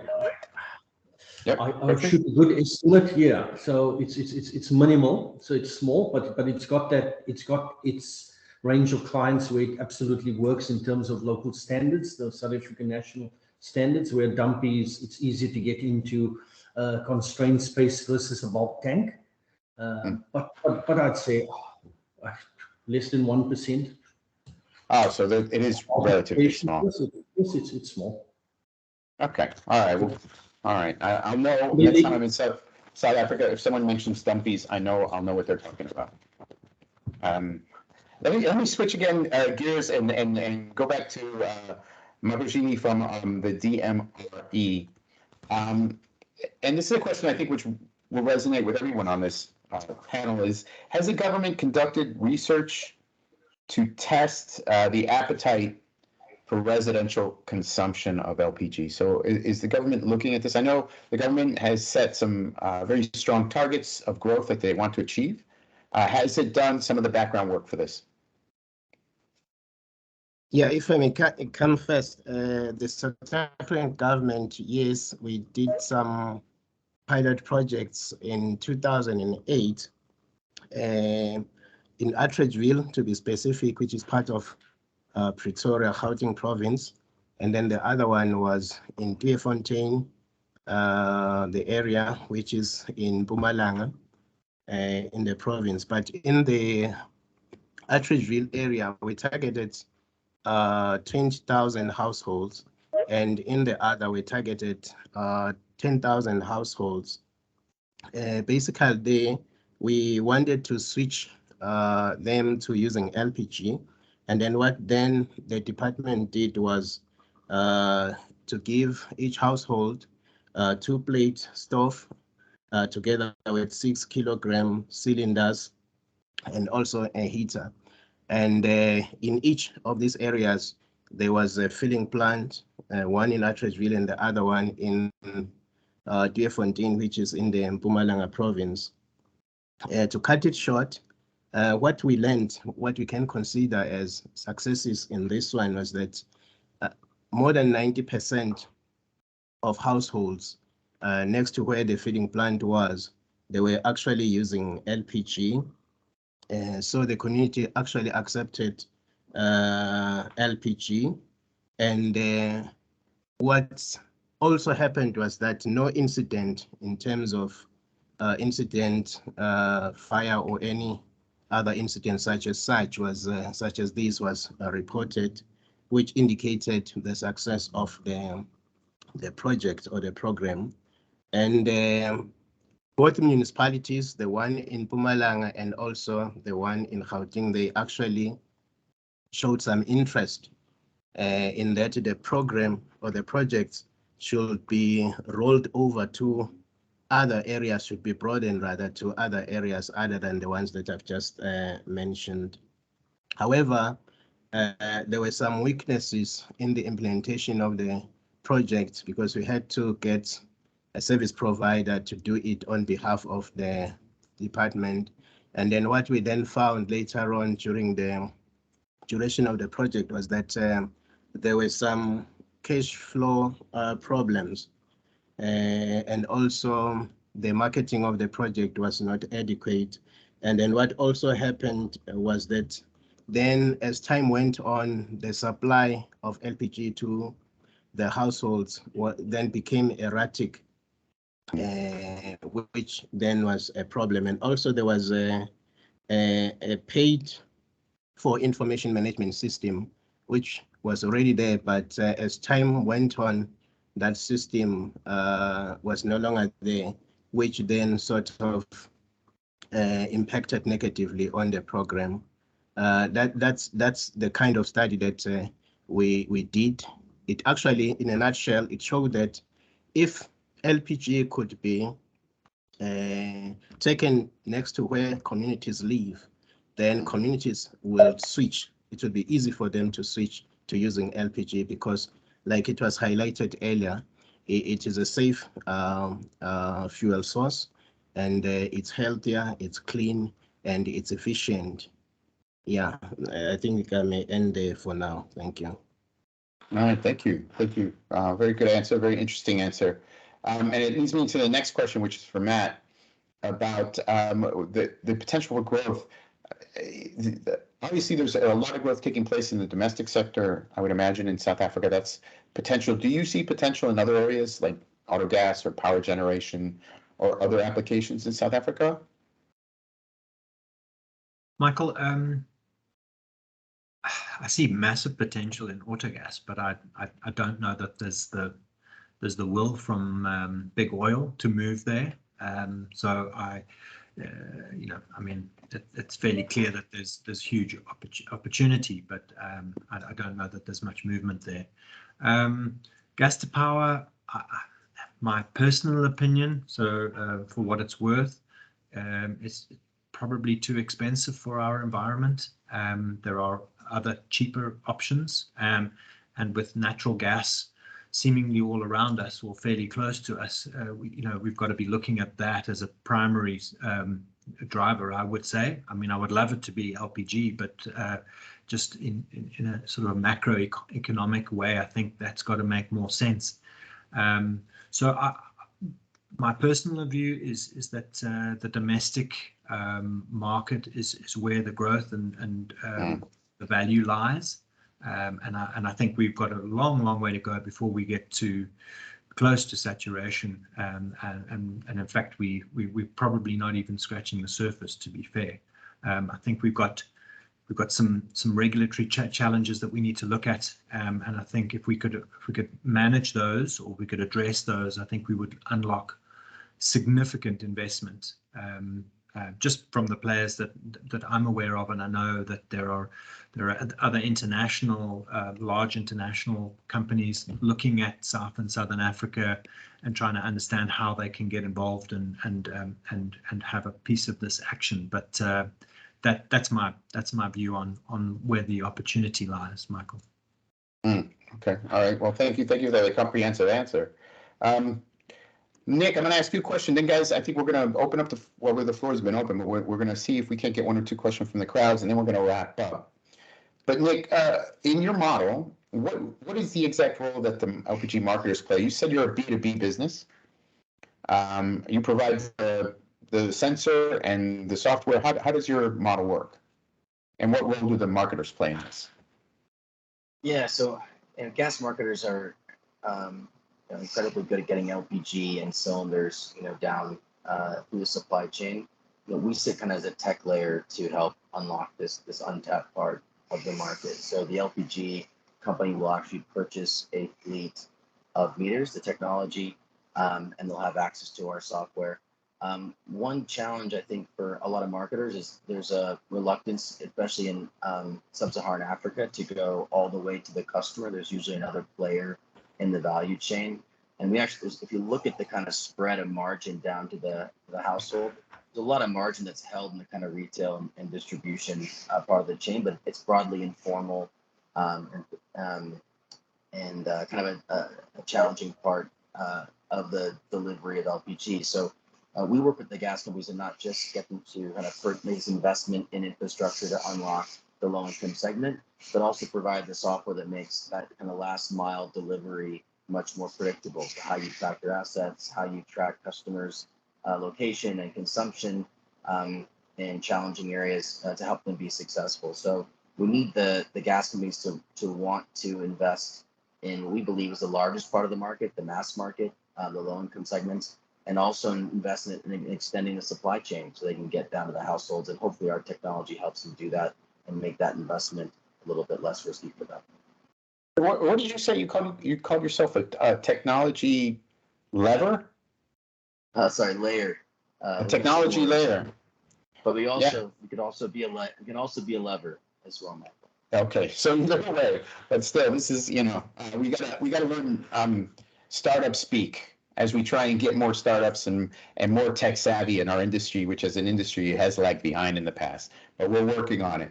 We had a question that's come in, and I think it's for you, Makosini. It's from Busiswe Baloi.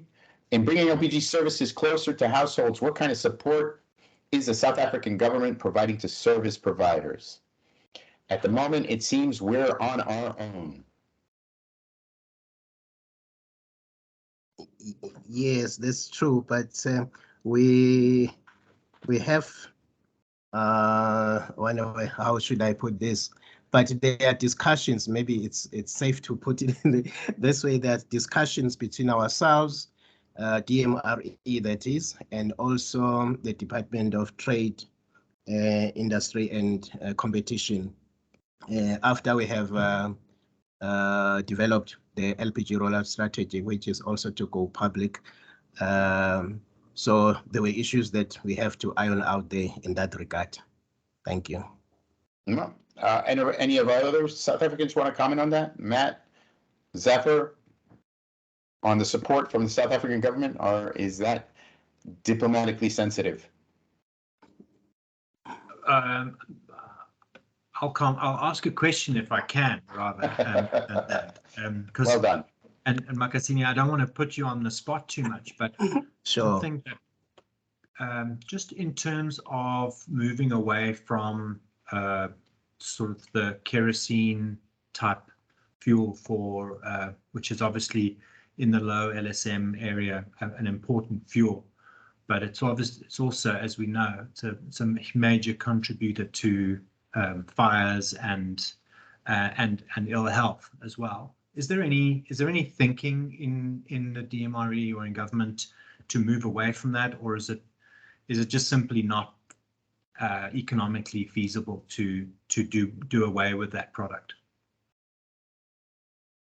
I think that's myself talking. I think the accessibility to LPG and also its pricing, especially the accessibility, and it's being easy to use and safe in terms of emissions. That will then help to sort of be the energy source of choice, if I may put it that way. Like what is envisaged in the published strategy is to move away from those sources such as your coal, paraffin included, and your cow dung. But there will be the implementation plan. I think LPGSA and other like-minded organizations will be key to how that is moved forward in a nutshell. Thank you. Thanks. Just to finish off, and thank you very much. I agree with that. There's obviously there's a high cost to move to the lower LSM to an LPG usage package, right? So you've got there's a cylinder, there's burners, there's equipment involved, and I think we as a collective, perhaps government, perhaps Eskom as a power utility and industry, we need to work out a way of converting people that is not as onerous on them, so that they can access that, because maybe that's a barrier that we it's a real barrier, and we need to find a way collectively of sort of addressing that. It's part of the access to the product. But thanks. All right, we have a lot of questions coming in, but we are running out of time. So what I want to do, guys, is ask you all to give a final statement, a wrap up, as to your final thoughts on this particular issue. We've had a wide-ranging conversation. There's a lot of questions coming in. Most of them are for Makosini. Everyone wants to talk to government, which is so you're in the hot seat, Makosini. I'm going to let you go first and wrap up. And to those of you who we didn't get to your questions, we will try to get to them following the event. But Makosini, your final comments, please. My final comments would be thank you once again, Michael, for such a program. It's very insightful, and it also reminds us that LPG is not just one of the energy sources, it's the energy source, especially when you talk to household, because more especially in the South African context where the vast areas are rural and where the grid may not be there, electricity grid I'm talking about from Eskom. So energy from LPG then becomes the only option for those communities. So such program, it helps us as government to know how the industry looks at things, and also it helps the industry as well in turn as to how government looks at the things, because we are actually looking for the same solution, but coming from different angles, but it's the same solution, trying to help our communities where we live. With that, I think we will be more and more participating in such an initiative. Thank you very much. That was beautifully said, and thank you for saying that. And it's something that I reiterated as well. We need to see government as a partner. We need to work with them, and they need to work with us. This is a two-way street. Make sure you support your government officials that want to learn about the LPG industry, and support your national associations wherever you may be. Zafar and Godfrey, do you have any final comments, words of wisdom for our audience?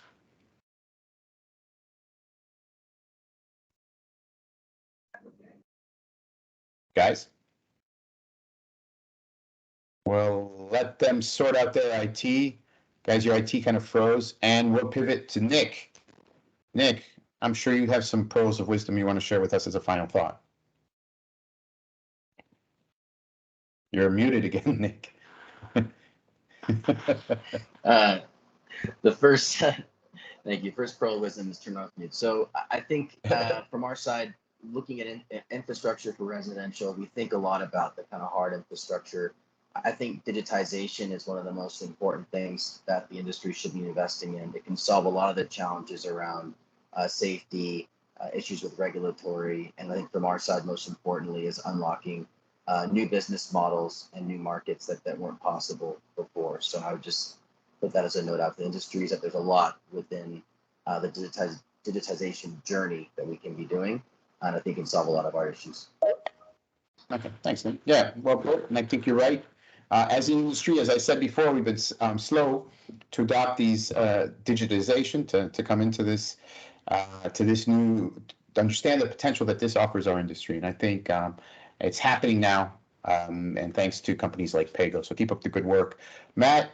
We're going to ask you to give final comments because we've seemed to have lost our friends from Cavani. Thanks, Michael. Yeah, I just think thanks for this platform and forum, and thanks to the SA LPG guys as well. I didn't give them credit for their input onto the SAPIR /LPG SA presentation to government, so excuse me for that. But I think that the value of these types of engagements is that we can leverage off global experiences to try and deal with the unique situations that we have here.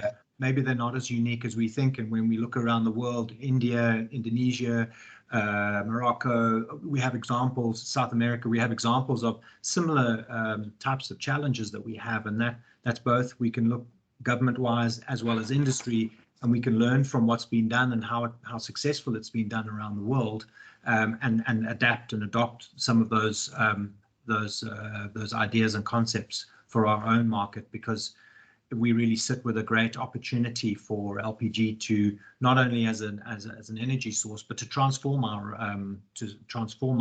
energy mix and our industry as well, grow it, gain employment, and sort of spread the good that the energy source can do.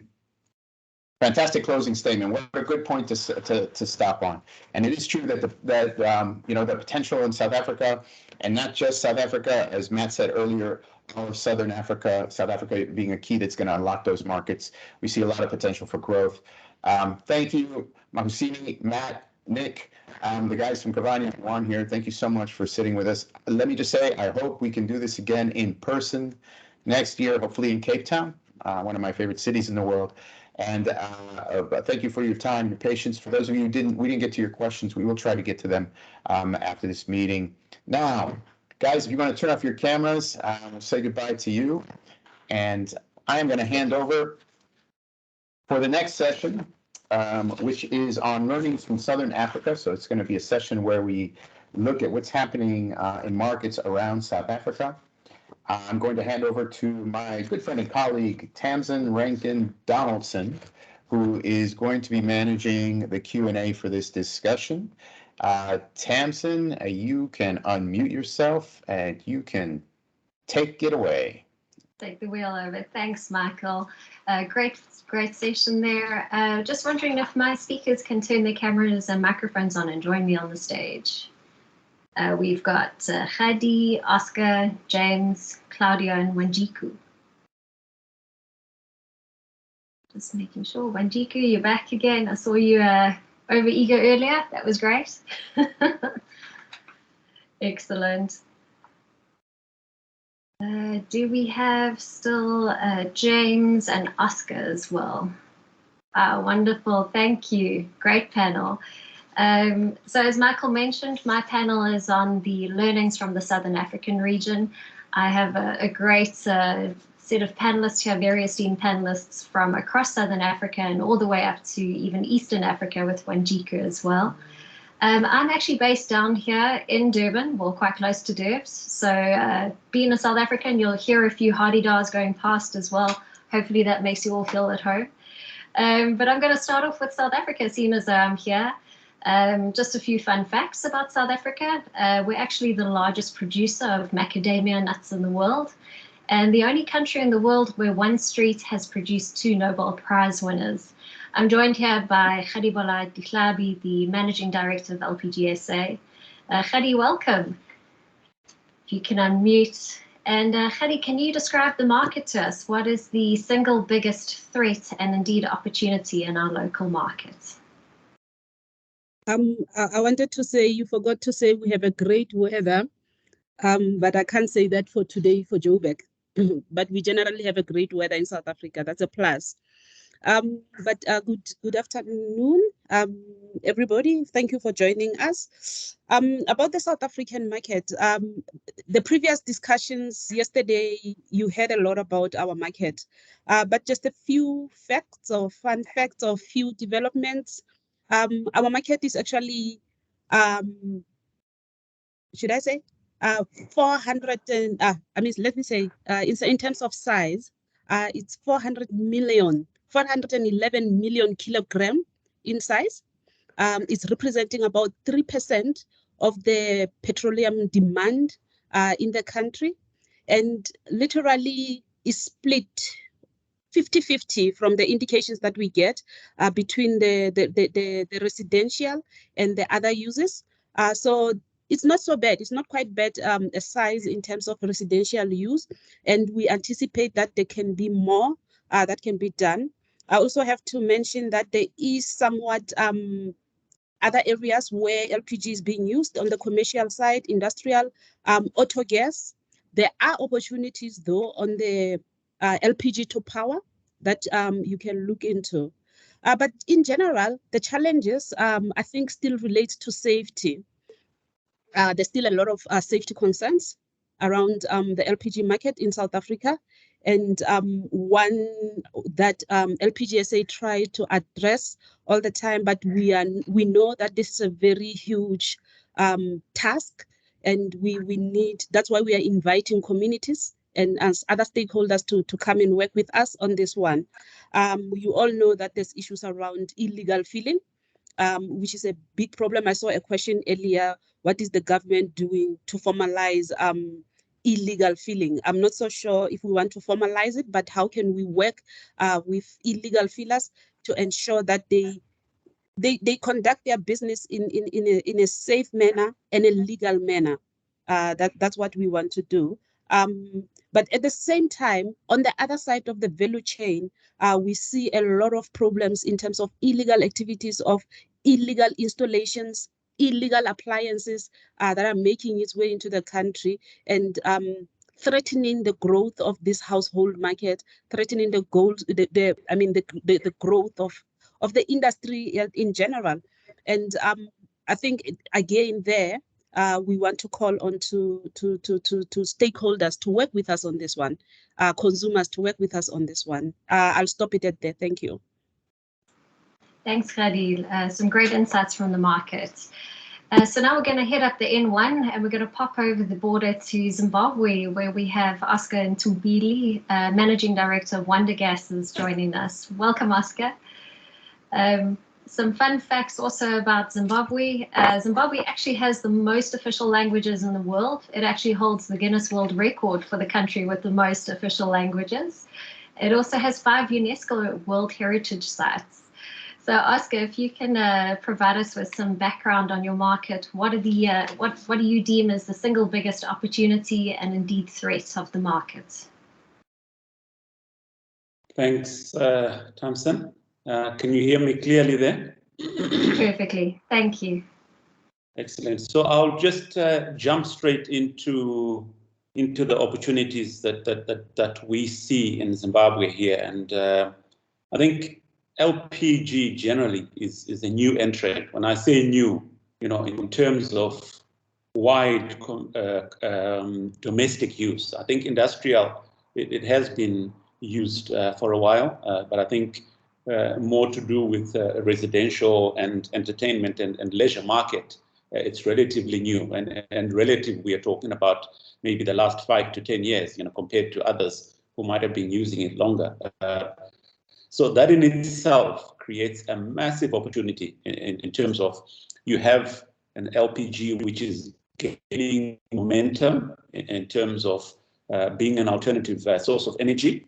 And we've seen that it's now generally being widely used by consumers from various backgrounds, whether you're talking about industrial, whether you're talking about commercial, domestic, agricultural. So whilst it's regarded as being young and as being relatively new, I think it is one of the largest upcoming and growing segments of the markets. And I think that in itself opens up massive opportunities for would-be investors in infrastructure, in value chain and supply chain, in terms of ensuring that accessibility is that the population I would estimate, and it's not scientific, I would estimate maybe we are at about 20-25% penetration. So it's still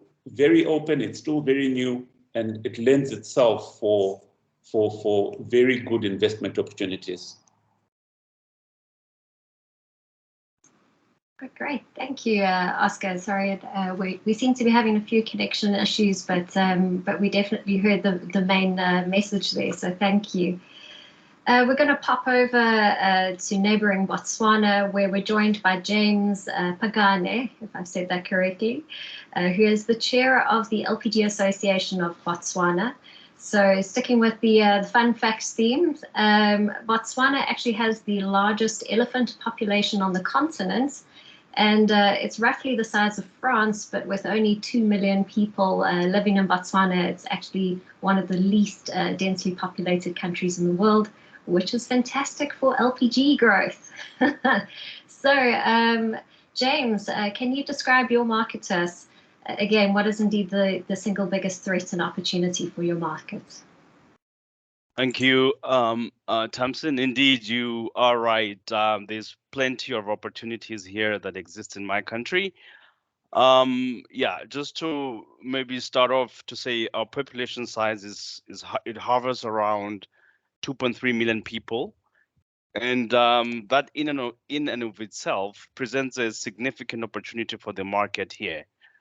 If you look at the market size, it's around 21 or 22, between 21 and 22 KT annually, and that represents roughly, I'd say 9.49 kg per capita, which is relatively high, but there's still opportunities for improvement in terms, because the market is largely domestic. So there's an opportunity to diversify usage or penetration of LPG to other market sectors. In terms of opportunity, in terms of threats that we currently have, as has been said throughout this conference, we are also bedeviled with illegal or unauthorized cross-filling of cylinders. We also have instances where cylinders are shipped cross-country without authorization of the owners of the cylinders. So that is quite prevalent. The local energy regulator called Botswana Energy Regulatory Authority just recently conducted a study of the LPG market. And one of the main recommendations that came out of that was the formation of the LPG Association of Botswana, which I must hasten to state that it had existed prior and just died a natural death. So in a way, it was just to revive it. And just recently, I think within the last 2 months, we revived the association, and that is why I was able to come here. And it is quite significant and important, as has been alluded in this conference. The role the LPG Association plays, it is very important because it serves as a conduit between the market and the regulator and the government as well. So in a nutshell, that's what we have going on here in Botswana, and we are looking ahead with bright hope, That's excellent to hear, James, and congrats on the reformulation of the association there. That's great news. Yeah. We're going to head east over to Mozambique, where we're joined by Claudio James, who's the General Manager of Petrogas in Mozambique. We understand that Mozambique is celebrating their National Women's Day today, which is fantastic. But again, sticking with the fun facts, spelt out in Scrabble tiles, Mozambique will score more than any other one-worded country in the world. It's also home to one of the largest marine reserves in the world. Welcome, Claudio. If you could please also talk us through what do you see as the single biggest opportunities and threats in your country, that would be great. Claudio, I think you're muted. Afternoon. Good There we afternoon. go. Can you hear me? Yes, we Can you hear can. me? Thanks, Claudio. Yeah. Good afternoon. First, I'll say thank you to the invitation for Petrogaz and also for Mozambique to be present on this panel. Especially on this day, Women's Day, that here in Mozambique, and I think in most of Africa, is the LPG will be a solution for most of the big problems that they have for cooking every day, and also for other activities. Regarding to our big challenges, you can see Mozambique is a very extended, we have a large territory, we have about 30 million people, but only 5% is working with the clean energies to cooking. So 95% is used charcoal or biomass to cook. So there is a big opportunity to growth. Until I can say the last 10 years, LPG was considered a marginal energy for in terms of government priorities. But luckily, 5 years ago, exactly 5 years ago, the government of Mozambique launched the National Massification Program for LPG utilization. So that program was also with the inauguration with a filling station in a province in the north.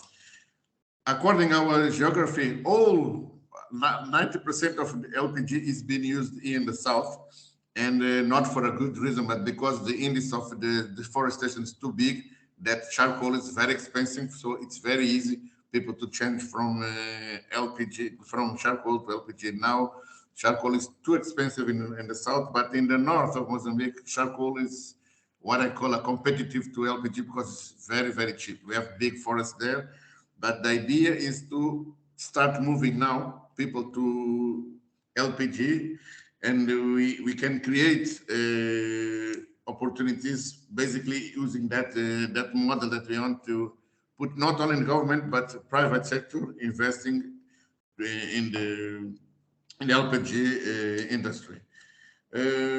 Talking in the infrastructure, we have very, very poor infrastructure. So now we have a plan to, in the next 5 years, to put 4 new filling stations in various separate areas of Mozambique. We need to put also 1 terminal to receive LPG from ocean, what you call the ocean terminal. Our terminals also are used to provide service to the inland countries like Zimbabwe, Malawi, and I think Botswana. So basically, I'm going to talk and over the opportunities is that we're going to also have in 2 years' time a terminal to produce LPG here in Mozambique from natural gas. And of course, in next coming years, we're going to also in big programs of LNG in the north of Mozambique, we're going to produce also some considerable quantities of LPGs. So that is the scenario now. So we want to also the government and our industry to have some incentives relating to the legislation. We have a poor legislation. We have now a pricing structure that's not attractive, and that's what we are trying to address to our government. As in Mozambique, all the price in all stages of the LPG is controlled by the government. So sometimes the margins are not attractive. Then we are trying to address this, and we want to learn from you guys how can we stimulate the LPG development with some policy and also the regulations regarding to safety. So I'm gonna stay from here now. Great, thank you, Claudio. And I'm glad that you bring up the question of policy, because I'm looking forward to our next speaker. So heading 2,000 kilometers north towards Kenya, we have Wanjiku Manyara, the General Manager of the Petroleum Institutes of East Africa, with us here. Wanjiku, apparently there would be no Valentine's Day without Kenya. You are the third largest producer of roses in the world. And please do correct me if I'm wrong here, but apparently didn't Apple borrow a Swahili word when naming Siri? So apparently it means secret, if I'm not mistaken. But hopefully there'll be no secrets here today. If you could describe to us your markets and the key opportunities and threats. Thank you, Tamzin. And you nailed it, absolutely. Siri, correct. Indeed, there'll be no Valentines, and I believe married couples and significant others without Kenya. Just to mention one other thing, seventh wonder of the world, the Masai Mara, is a must visit. Unique to Kenya, we have a national park 6 kilometers from the main central business district. So karibuni sana, which means welcome. Delighted to be here. I'm the odd child in the panel, but that's fine. Lots to learn and also lots to share. So for Kenya, it's an interesting story. And an interesting one because the opportunities are a dime a dozen, bearing in mind that we have 67 or 66.7% of Kenyans who still rely, whether wholly or intermittently, on unclean sources of cooking. So this include charcoal, firewood, kerosene.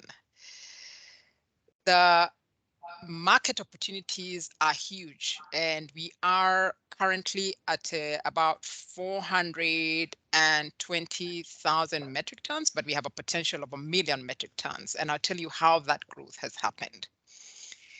The last 6 years have seen exponential growth in the LPG business, and I will tell you a little bit about that as well. And just listening to how the stage has been set by your different countries, we've been there, done that, and grown upwards. And I'll share that a little bit as well. Challenges currently are one, the lack of mainstreaming of policies across government portfolios that have a stake directly or indirectly with the access and affordability and usage of LPG. So while the government policy, and this really is a positive, and not just government policy, but also in terms of national energy planning, LPG now is part and parcel of the energy mix. LPG is also now being accepted as a crucial product in the enablement of our country meeting the clean cooking agenda by 2028. However, having said that, we have other ministries, particularly the ministry that oversees our monies, which we call the National Treasury, that has now translated the increase in the usage of LPG as an opportunity to rake in revenue through tax. So unfortunately, from last year, and this is really a challenge, the government imposed the 16% VAT after many years of enjoyment of having LPG zero rated. And of course, that's one of the reasons why the access was increased, because once there's affordability, you already remove a barrier and you unmask the myth or bust the myth around LPG being an aspirational, expensive fuel. So that has been a challenge. We have gone back into serious advocacy. The government has half listened in the sense that there's a proposal now to reduce the VAT from 16% to 8%. Of course, we are still vouching for the zero rate. The other challenge has been, and this is really work in progress, of having the regulator effectively enforcing our very robust law. Without oversight from the industry association and without excessive overbearing surveillance by industry on the regulator. That has been one of the challenges that has sort of negatively impacted on the very perfect conditions that the regulatory framework through the enactment of the current law had promised investors. So the flip-flopping around enforcement is a key challenge. Fortunately, there's an industry association, which is the institution that I represent now, that then, as I said, supervises the regulator, which should not be the case. But until such a time when there's confidence that the regulator can have the full willingness to fully enforce the law without fear or favor, then we will continue to light the fire under their seat, just to ensure that then proper enforcement is done in the interest of consumer safety. So I can leave it there, and hopefully the conversation will give me an opportunity to tell you a little bit more on how we have overcome some of the challenges that we had encountered, which are very identical to what some of you have said in your opening remarks, and what the future looks like for Magical Kenya with respect to upscaling the use of LPG and meeting the target for clean cooking for all by 2028. Thank you. Excellent. Thank you, Wanjiku. And I'm going to keep on that line of growth of LPG in households, and I'm going to loop back to Khadi.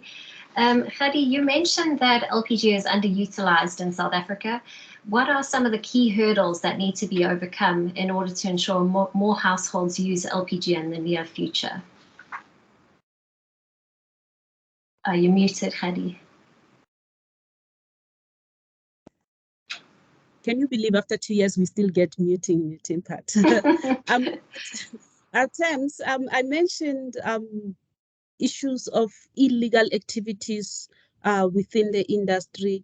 That obviously includes illegal filling, illegal appliances, illegal installations. And remember, this is a value chain, and people tend to forget that.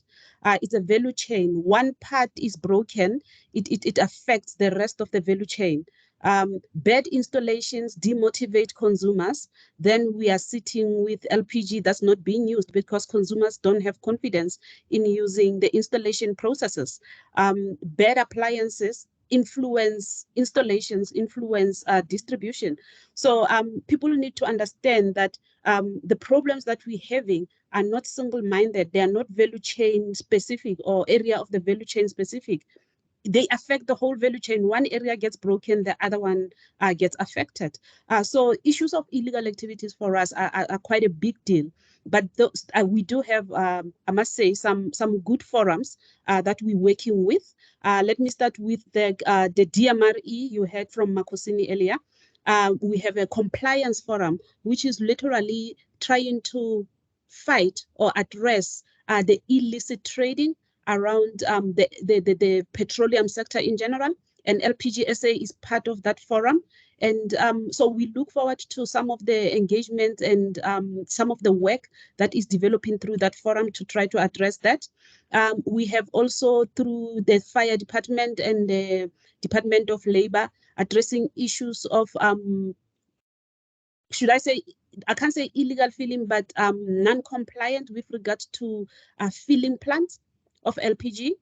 You heard from the fire department or EMS yesterday, some of the challenges that they face. And when we go for these inspections together with all those areas, sometimes we have to take the police there, which really the situation that means is untenable. To address some of those challenges of safety. But then as well, the SAQCC gas is doing quite a good work through all the gas industry, with all the gas associations, in terms of training, ensuring that there's adequate training and registration of the registration and legalization, if I may say so, of what we call LPG installers, but other gases installers as well. So it's not all doom and gloom. It's just that we need to work harder. We need all stakeholders to play their part so that we can grow and develop this industry very well in the country. Thank you. Great. Well, I'm going to keep on the topic of combating unauthorized cylinder cross-filling. I'm going to lean over to you, James. Why is it important for your industry to look at combating that unauthorized cross-cylinder filling? You're on mute as well, James.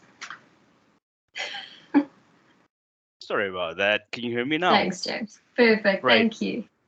Yeah, I cannot emphasize enough the deleterious consequences that unauthorized cross fillings have and could have in the industry. First and foremost, you have HSSC exposure or safety because if somebody's gonna use your cylinder, they will tend not to follow the strictest HSSC standards as you would with your own cylinder. You don't know if they're following any filling procedures, or even the people who are filling those cylinders are adequately trained. We do not have records, of cylinder maintenance for those cylinders which are cross-filled, because a cylinder is supposed to make the rounds in the market and then go back to its owner and inspect it and try to see if it could be revalidated. But someone who's unauthorized to fill your cylinder would not, give 2 cents about any of that. And further to that, it's misleading to customers and end users as well. Things relating to product quantity or product quality as well. Those things are not guaranteed. Most formal businesses would have a seal that goes with the cylinder, which is sort of a guarantee that the product inside is of the right size, is of the right quality and the right quantity. But if you're an unauthorized cylinder filler, you would not necessarily pay too much attention to that. As I mentioned, cylinder integrity as well, and just denial, of the proprietor of a registered trademark is being denied rights for using their own cylinder that they paid so much on. So they're being denied an opportunity to have what they call ROI or return on investment on that cylinder. They spent quite a significant capex on that cylinder, and even more so now that the cost of metal is going through the roof. So every player in the LPG industry, whether in Botswana or anywhere else in the world, when they fork out money, they expect to benefit from the investment. And just lastly, without taking too much time, is the reputational damage in case of an incident or an accident. If somebody's going to be filling somebody else's cylinder without their authorization, and there's an incident at somebody's house, it is the brand of the rightful owner that is going to be impacted. And there's a higher reputational risk or exposure for the rightful owner of the cylinder. So we, at all costs and by all means, unauthorized cross-filling of cylinders really needs to be nipped in the bud. And I'm glad that is one of the key focus area for the LPG Association of Botswana, which I just mentioned earlier on. It just got revived with the support of the local energy regulator. Thank you. Thanks. I can see Wanjiku, you eagerly nodding. Do we have any learnings coming out of Kenya? Do you have any policies or frameworks in place which would protect an investor's assets that you could potentially share? Absolutely. And thanks, James, for really just underpinning the importance of the cylinder in terms of consumer safety, in terms of confidence for brand owners to actually deploy safe cylinders in the market, but more importantly, that the LPG per capita consumption cannot increase unless that vessel is deployed and accessible and safely so by the target consumers. So previously, we had a very ambiguous law, and not just ambiguous, it was actually an exploitation component or element that was abused by unscrupulous business people in an interchange program that had been anticipated to decrease the inconvenience on the consumer to the extent where you would have your empty brand of a certain size exchangeable with a different brand of the same size, regardless of brand loyalty. Unfortunately, that led to a lot of problems because instead of some of, in fact, licensed companies as well, sending the empty cylinder to a collection point of the real brand owner so that it could end up being refilled only by the brand owner, there was the temptation to refill other brand owners' cylinders without their authorization. And after about 10 or so years of that law, which of course had, can I say, reversed the targets of LPG growth in spite of very clear policy on where government wanted to go with increasing consumption of LPG, through the industry association, we actually managed to put a case for reform of that law. So the current law that we have is very clear. First of all, there's no interchange. Only the brand owner can fill their cylinder. If you're going to fill any other person's cylinder, there has to be some form of authorization, and that authorization has to end up also at the regulator, so that then there's no confusion when there is a surveillance in the market. But more importantly, is that one of the requirements for the brand owner is to actually have an embossment of the date as to when that cylinder was revalidated. And there's a clear definition as to who the brand owner is. There's also the requirement to issue a receipt to a consumer. So in so doing, the crux of the matter is to ensure that consumers are really well educated so that when they are procuring their cylinder, they pay attention to who the brand owner is, the date of revalidation, and a receipt, so that in the event there is any incident accruing, particularly with respect to the safety of that cylinder, it's auditable and there's a tracing mechanism that is legal. The other thing, as a means of deterring persons who would otherwise want to contravene the law around who owns a cylinder and who has rights to refill that cylinder, is that the penalties are so stiff. They come not only with a monetary fine, but also with a jail term. And the monetary fine is big time, and it is capped to the maximum. So even in terms of the judicial process, the judiciary does not have the leeway to reduce the already capped penalty for anyone who's found to be contravening this. So the regulation has worked. The requirement to also send the cylinder serial numbers of what a brand owner has procured within a certain timeline as a legal requirement to the regulator has also, can I say, increased the transparency. It has also enabled persons who have deployed their cylinders to be accountable for those cylinders, and it has also given an opportunity for the consumer to make informed decision. And there's a legal requirement for a consumer to be availed with information about the kilograms that are on, the cylinder has been filled. So it's a legal requirement to actually have a weighing scale as well.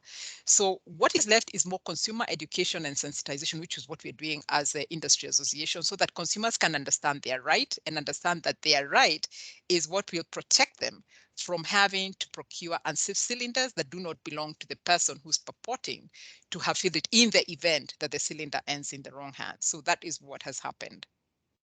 And this is definitely a larger conversation. I'm sure we can talk about it more and more, but these are great insights. Thank you, Wanjiku. Oscar, I'm going to lean across to you. You mentioned earlier that Zimbabwe is a young LPG market, but growing fast.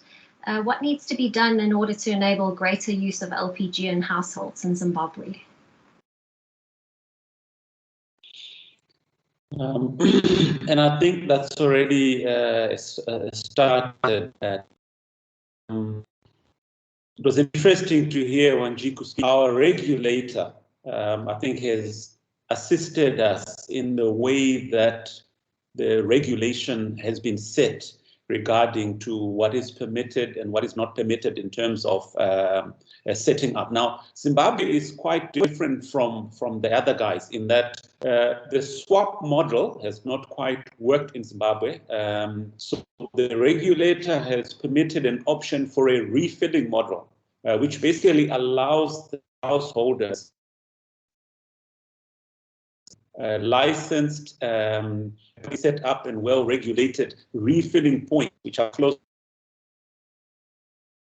And in that, what the regulator has done was to clearly articulate on what is regarded as proprietor cylinder refilling, which does not permit cross-filling. As you might know, you have cylinder producers who are not necessarily LPG participants. So whose responsibility are those cylinders when it comes to refilling? So the regulation, which is governed by the Zimbabwe Energy Regulatory Authority, I think has assisted in ensuring that adherence is monitored. The policing of it, I think, is still happening. But I think right from the onset, in terms of ensuring that those that are licensed are adhering to policies regarding to refilling. And so what is the refilling model itself then has allowed the LPG participators, mainly the retailers, to be able to penetrate the markets in areas where other people may not have been able to set up. Because we are allowed to refill. The swap model is still applicable, but I think the refilling model has endeared itself to the consumer being closer to that model because they don't have the means to be able to get to the people who have the infrastructure for a swap model. Great, thank you, Oscar, for that insight. And hopefully at some point we can see Zimbabwe break another world record, Guinness Book World Record in LPG penetration in the coming years. I'm going to hop over to Claudio in Mozambique. You mentioned that there's still a very high prevalence of cooking on coal in Mozambique, and also riffing off Wanjiku's discussion around the Sustainable Development Goals and LPG's role in that attainment of the Sustainable Development Goals. What do you feel must be done in order to convert people from coal to LPG? I think you're on mute again.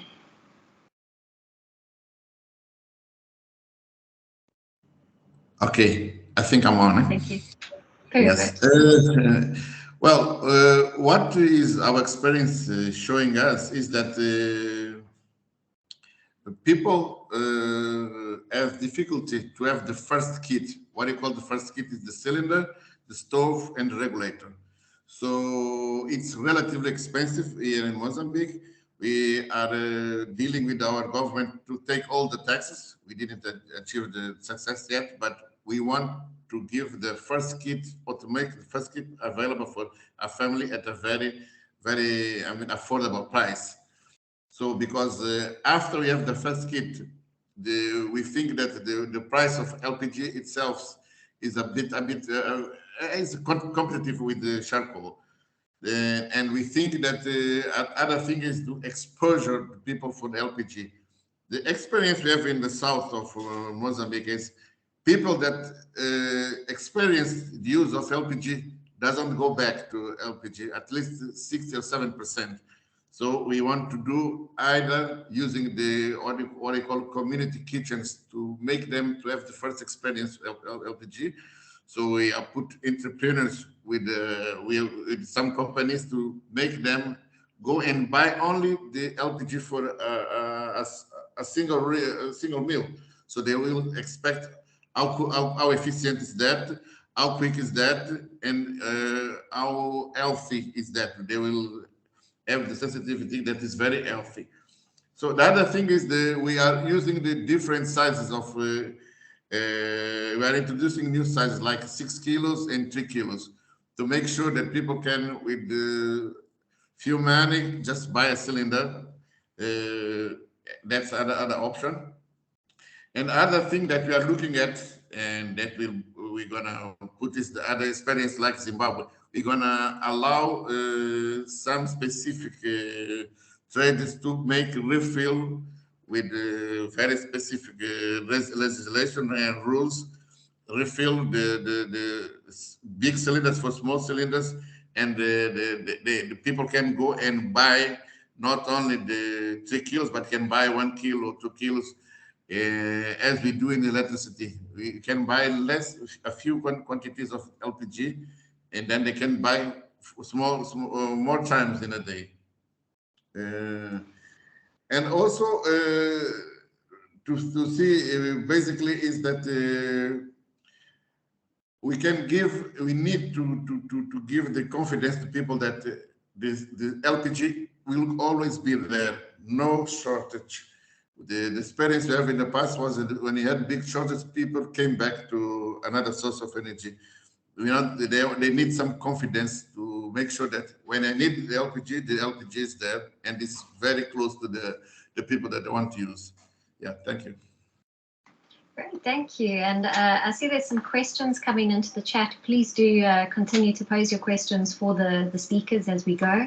But just there have been a few questions here regarding safety education as well as consumer awareness campaigns. So Khadi, maybe if I can lean on you, what are LPG SA's plans to assist in LPG safety education? Tams, I think I said earlier in one of the questions on the chat that we do try or we want to partner this time around this year with community organizations, the NGOs, and any other person who wants to invite us to come and do safety demonstrations to the people. We want to partner with the Department of Education. You know, when you teach young children something about safety, they will then go and take it home and teach their parents with regards to the safety requirements around using LPG. So those are some of the initiatives that we have put in place, and we constantly inviting organizations. There's some organizations in the KZN, in the Free State, that have already put up their hands to say, can you come and help us? We are based in Joburg. We don't necessarily have the full set of the requirements in other communities. But if you invite us into there, we will come at our own cost, I must say. We won't charge you for it. And at the language that is comfortable to the area. And we will be doing these safety drives. And we are also looking to partner, as I say, with other government entities to run these roadshows. The fire department of Limpopo actually just raised their hands just this morning to say, come and help us with regards to the education. So we cannot do it alone. And I need to stress that our own members, I need to call on to them to say, this is not going to be an association work alone. It has to be everybody's working together so that we can combat some of the safety issues that we have around LPG. And when we do that, we then help the industry grow. I think that's the best way I can put it and say that's the programs that we have. But look out for social media where we are ramping up, where we are starting to put up the messaging around, the safety of LPG and the education around the LPG issues. And Wanjiku, I understand the PIEA does a lot of awareness campaigns. Is there anything specific you've done in terms of consumer awareness? What can you share with us? Oh, absolutely. And we continually do this, and particularly with LPG, because first of all, it's a very, like every other petroleum product, it is a safety sensitive product, but more importantly, because it actually resides, for lack of a better word, in the homes of consumers, and any incident would reverse a lot of gains in terms of the truth about LPG. It really is a safe, cleaner cooking fuel. So we try as much as possible to use all manner of the platforms that we have to educate and sensitize consumers, but we do have dedicated consumer education programs which are funded by members. And we did that for the whole country in 2019 when we're transitioning from the old regulatory regime to the current one. And now what we've done this year, as you know, we are the newest kid on the block with the women in LPG. And I happen to be the acting national chair. So exploiting that, because obviously we also have the industry association that advocates for LPG, particularly as a socio-economic product, which helps us meet almost 7 sustainable development goals. So what we've done, and we are rolling out in terms of community education and sensitization, in recognition that you must empower the person who uses and who makes decisions on the kind of fuel that is used in the household, and that's the woman. So starting this month, we have collaborated with the Ministry of Energy to go countrywide in educating through what is known as the energy centers, the communities around where those centers are located. And we've partnered with our members who are brand owners. And what we've agreed in a very non-partisan manner is that whoever wants to join the bandwagon is free to actually showcase the product and to thereafter make it available, and to make it available by recognizing some of the barriers that are currently impacting on the ability, particularly financially, of a potential consumer to procure the clean form of energy, i.e. LPG. We have also partnered with a financier, one of the big banks in Kenya, to also facilitate the first time procurement of persons who do not even have the hardware, and for those also who have the software, but for a given period of time. It doesn't end there, because a core objective of the LPG, of the women in LPG, from where I sit, is to move LPG into every home that is currently using polluting fuels.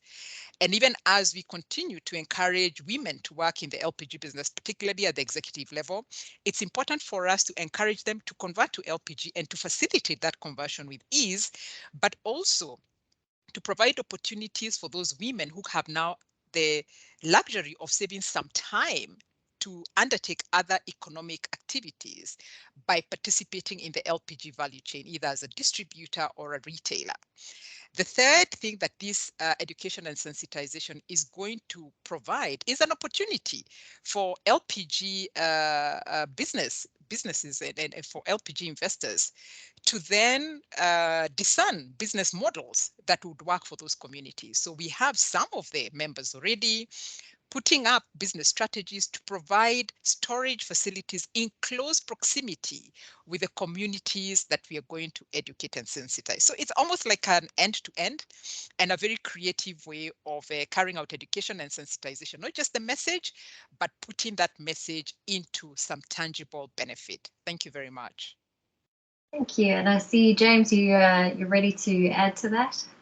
Yeah, I just wanted to quickly chime in there, terms in that, and I like the point that Wanjiku was making, because we need to look at it end to end as a value chain of the LPG, because we are interested in preserving the industry as a whole. So we need to go further down every player in the industry, whether you are a cylinder revalidation service provider, whether you're a metal scraping company, and make sure that we carry the message of HSSE or safety, so that they know that even when they're scraping that cylinder, what precautions to take in that regard, and eventually win over their hearts and minds, to ensure that, in a way, for lack of a better word, I would say, indoctrinate them in the doctrine of safety, because only by so doing will we see the furtherance and the penetration of LPG. Unlike if there's an incident in the industry, people will be less likely to be less attractive, not only to users, mind you, but to investors as well. So it is incumbent upon us that we ensure in every way possible that we preserve the industry as a whole, And the only way to do that, you can't be everywhere present. You can't be omnipresent. The only way to do that is to further this education and make sure that you win over people's hearts and minds. And everywhere possible, you train, whether it is LPG installers, validation centers, and metal scrappers, which tend to be forgotten most of the times. And every way, whether it's transportation, at every interface of the value chain that you can. But of course, you got to start somewhere. And that is what we intend to do as the LPG Association of Botswana. We just recently got formed, and we draw inspiration on more experienced associations like that of South Africa and other countries here in the panel. And then we will use that, these experiences as a springboard and then all these learnings going forward. Thank you, Tamsin. Wonderful, yeah, and it's also watch the space. The WLPGA is currently working on a long-term safety campaign as well, which will filter down into countries through the local associations such as LPGSA, PIEA, and the others. There have been a few questions in the chat box here, and I'm probably going to angle this one towards you, James. What are your thoughts on what can be done to ensure that cylinders do not even cross borders? Does anyone have any insights?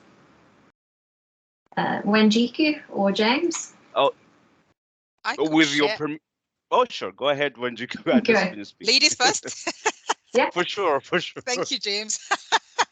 Thank you. Yeah, so this is an area that obviously is pertinent, and I think each one of our countries has been affected by this. And what we did in Kenya as part of our advocacy on a law that holistically would reform the sector in all aspects, particularly that of safety, is to include a regulatory requirement, one, on the tracking of cylinders by the brand owner. So the law requires that each brand owner must have some technology, regardless of whichever you want to use, that tracks the cylinder from the point of filling to the consumer location and back, so that then there is no theft of cylinder or illegal exportation of cylinders from one country to another, which of course compromises safety.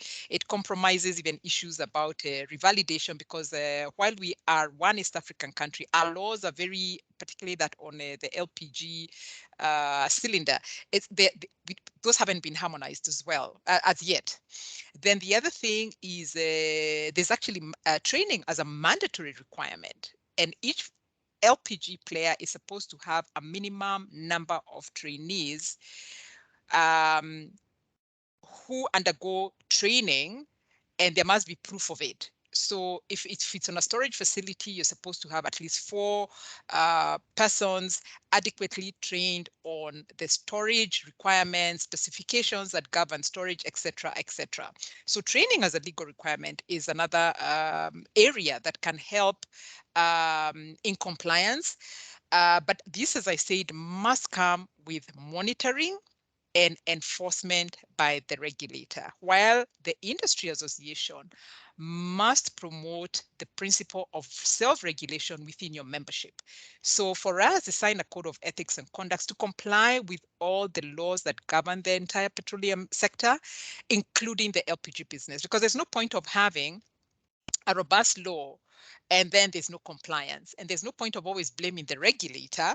We might as well reduce the burden of surveillance and enforcement of the regulator by ensuring that our members, who form a larger part of the industry players, comply voluntarily, and then leave the negligible percentage for the regulator to chase. So that's how I would respond to that question of minimizing the extent of cylinders crossing the border.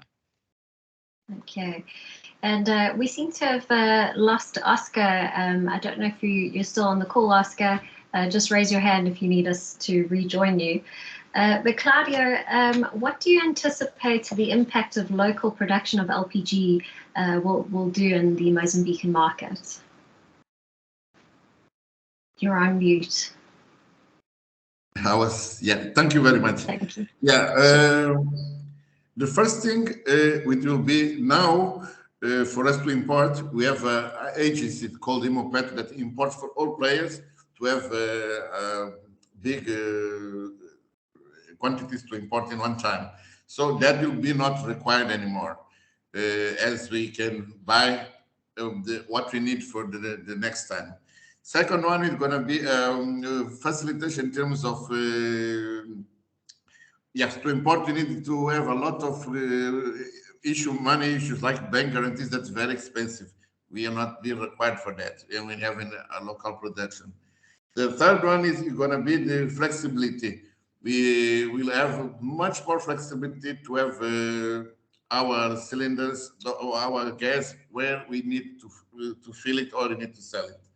And one of the most important is our exposure to international prices in terms of our prices in the market. We know that always going to be indexed to international prices, but government will manage to make the price affordable, especially in times like that we have peaks in terms of the pricing, so we can manage to have the attractive prices for our community. And of course, we're going to have the possibility to be exporters in the future. That is our expectation. Like in 5-10 years, when we start having the big project in the north, we're going to have some LPG to export to the region, like Zimbabwe or Botswana or other countries that are surrounding us. Thank you. That's great to hear. And I see that